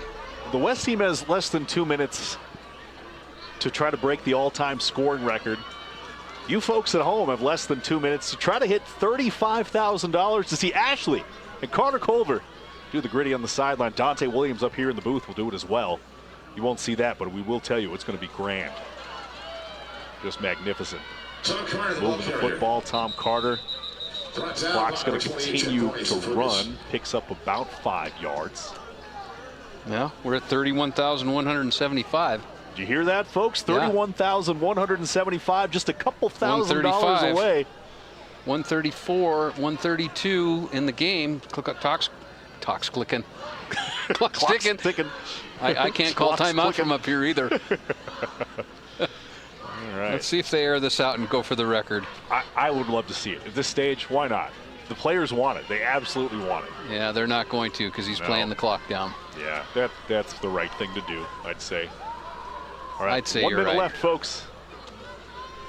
Yeah, they're just going to hand it off, run this ball game out, and it's going to go in the record books as the 3rd straight win for the West team in the Montana East-West Shrine Game Series. Well, there was some impressive play. There sure was. There really was. I mean, anytime you got athletes of that caliber, I'm impressed with Jones. I'm impressed with the defensive line for West, all of them. Yep, just a great area. But I still got to go with Wilson as my MVP. Yeah, a lot of bright futures, no doubt about that. I mean, majority of these guys are going to be playing college football, so this is the closing a chapter in their high school careers, but it's certainly not going to be the end of their football careers. We got Stenson at a quarterback now, giving the hometown fans what they want. And that will do it. Clock's going to run out. They're not going to get the record. They were awfully close, though. How about it? The West team in front of a pro-West crowd here in Butte, America, walking away with a 45-13 win in the 76th Montana East-West Shrine Game. That is your ball game. We will be right back with interviews from the winning team. We'll go to break. We'll see you on the other side. And welcome back. That's your final score on the screen. The West team coming away with a convincing 45-13 victory in the Montana East-West Shrine Game 76th edition. We do have some stats from the final whistle here. The West offense, 415 yards total offense. East offense, 174. We had called Jarrett Wilson our MVP at 134 yards through the air, 1 touchdown. Duchesne also in the running, 98 yards through the air, 2 touchdowns. Greg, what are your thoughts after this 76 Shrine Game? Well, it kind of played out like we thought it would from the storyline. We felt the strength of the East team was in the secondary. I also thought that the familiarity with the Fergus High guys would be a change, but it wasn't, and a lot of it because the quality of the defense and the defensive front, and then Wilson just came out and just put on a show. I mean, he really did, and showed some great athleticism in Jones, and it just was too much firepower for the East. Yeah, without a doubt. Jones with 88 yards rushing plus that touchdown. Jay Stenson getting in the action as well with 15 yards and 1 touchdown. We're going to take a look at some of the highlights from this ball game. As Carter Culver's getting ready to find one of the West players. You can see their faces on there. They're absolutely just thrilled to be walking off with a win there. That's in the early goings. Jones with a touchdown. There's that big catch. Bryce Humphrey from Mission calling it in. Other end, Eli Taylor. Everyone getting into the scoring action. Duchesne to Norse. Future Montana Western Bulldog. We playing for his dad. Taking a look at the celebration there, and that's Gavin, the Shrine Patient Ambassador, hanging out with the West team. No one's more excited than he is. That is really cool. What a great role models for him. That's just awesome. And it's, for them to see that too, that, there's little guys out there that are really struggling, and that's why these guys come in and play. And hats off to everyone. It's just a great event. And, last check we had from Joey, we were about at 31,000, 32,000. And all right, we're going to go down to the field with Carter Culver, who's standing by with one of the winning players from the West team. Hey, I'm down here on the field with winning quarterback Patrick Duchesne. Monstrous performance orchestrating this offense tonight, 45-13 win. Walk me through your emotions, man. Yeah, honestly, the first half was a little rusty for us. I mean, it was hard to get in the groove when me and Jarrett were splitting series. But in the second half, both of us seemed to find our groove. And it was a lot of fun. I mean, we just were able to read the defense very well, make the right reads, and make the good throws. I mean, Jarrett balled out. I mean, it was just fun to play with him and play with this offense. I love hearing it, man. Can you just walk me through what this means to, capping off your high school career like this before heading to the Cats? Yeah, I mean, it's an awesome experience, especially here at Naranche. When we're playing in front of this big crowd in the stadium, and to come out with a win in my last high school game, I mean, it's something special. It's so surreal. And playing with all these athletes was just awesome. I love hearing it, man. And who you got here with you? This is pretty much my little brothers, my second family, Gage Goodnight and Graydon Goodnight. They're pretty special to me. I just love these guys, yeah. That's awesome, dude. And what are you doing? What are the plans to celebrate with the team, family, friends? What's next? I mean, we'll see. I'm definitely going to hang out with some family, definitely going to hang out with some friends. We're just going to have a good time, yeah. Awesome, man. That should just about do it for us, and congratulations again. That should do it from down here on the field. Back up to you guys. Hey, thanks, Carter. Two guys with great hair. We're going to take a quick commercial break. We'll be right back to wrap things up from Naranche Stadium. Final score of the Montana East-West Shrine game, 45-13. West team coming out with a victory. And welcome back to Naranche Stadium. Final score 45-13. West team with the win. And last we heard from Joey, Greg, was around about 30+ thousand. Yeah, a little over 31,000. A little over 31,000, and that means with the addition of the $20,000 from the Dennis and Phyllis Washington Foundation, that puts our total over about $50,000, which hits our goal, which means it's time to Gritty. I don't know if we can go down to the sideline, if we got camera 4 standing by for Carter and Ashley. Explain what's about to happen. Hey, we all just need a little bit of motivation sometimes. I will say, though, right before we did this, I just wanted to make sure I knew exactly what I was doing. Searched on Google really quick how to Gritty. Don't really know if it taught me anything, but hey, a bet to bet. You first? Oh, man, I'd like to dedicate this one to Dante Williams. He showed me how to do this earlier, and but I would like to say I did not consent to this. This was roped into me by Ashley, but here we go. Oh, there we go. Oh, my. And this is my Google search from 30 seconds ago. Anyways, right. I'm really glad you guys got to 35,000. Phones aren't closed yet. Yeah, I'm just going to pretend like that didn't happen. Sorry. For a good cause. I don't know. Anyways, keep calling those phones. Keep donating. I don't think I'll ever Gritty on television ever again. So I don't know if I'd call it Gritty. I might call it Drizzle. Drizzle. Yeah, I think that was a Drizzle. The Gristle, yeah. I don't know that I've seen Greg Upham laugh so hard. I'm glad I could put a smile on your face, Greg. Appreciate you guys. All right. Well, Greg, final thoughts from this game?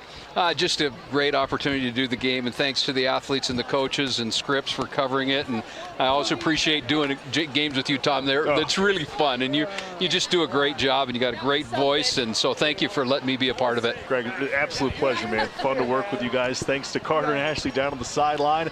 Thanks to the Shriners. Thanks to the folks who made this game possible. Thanks to our behind-the-scenes crew, James Rafferty, Greg Heinzman, Matt Edwards, Drew Shiner, all the folks we can't name. We don't have time for it, but just been a fantastic night at Naranche Stadium. That'll do it for us here for the 76th annual Montana East-West Shrine game. Stay tuned for your 10 o'clock news. We'll have highlights of the game coming up in the sports segment. But for now, we're signing off. That's all for us. Please keep calling those phones. It's all for a great cause.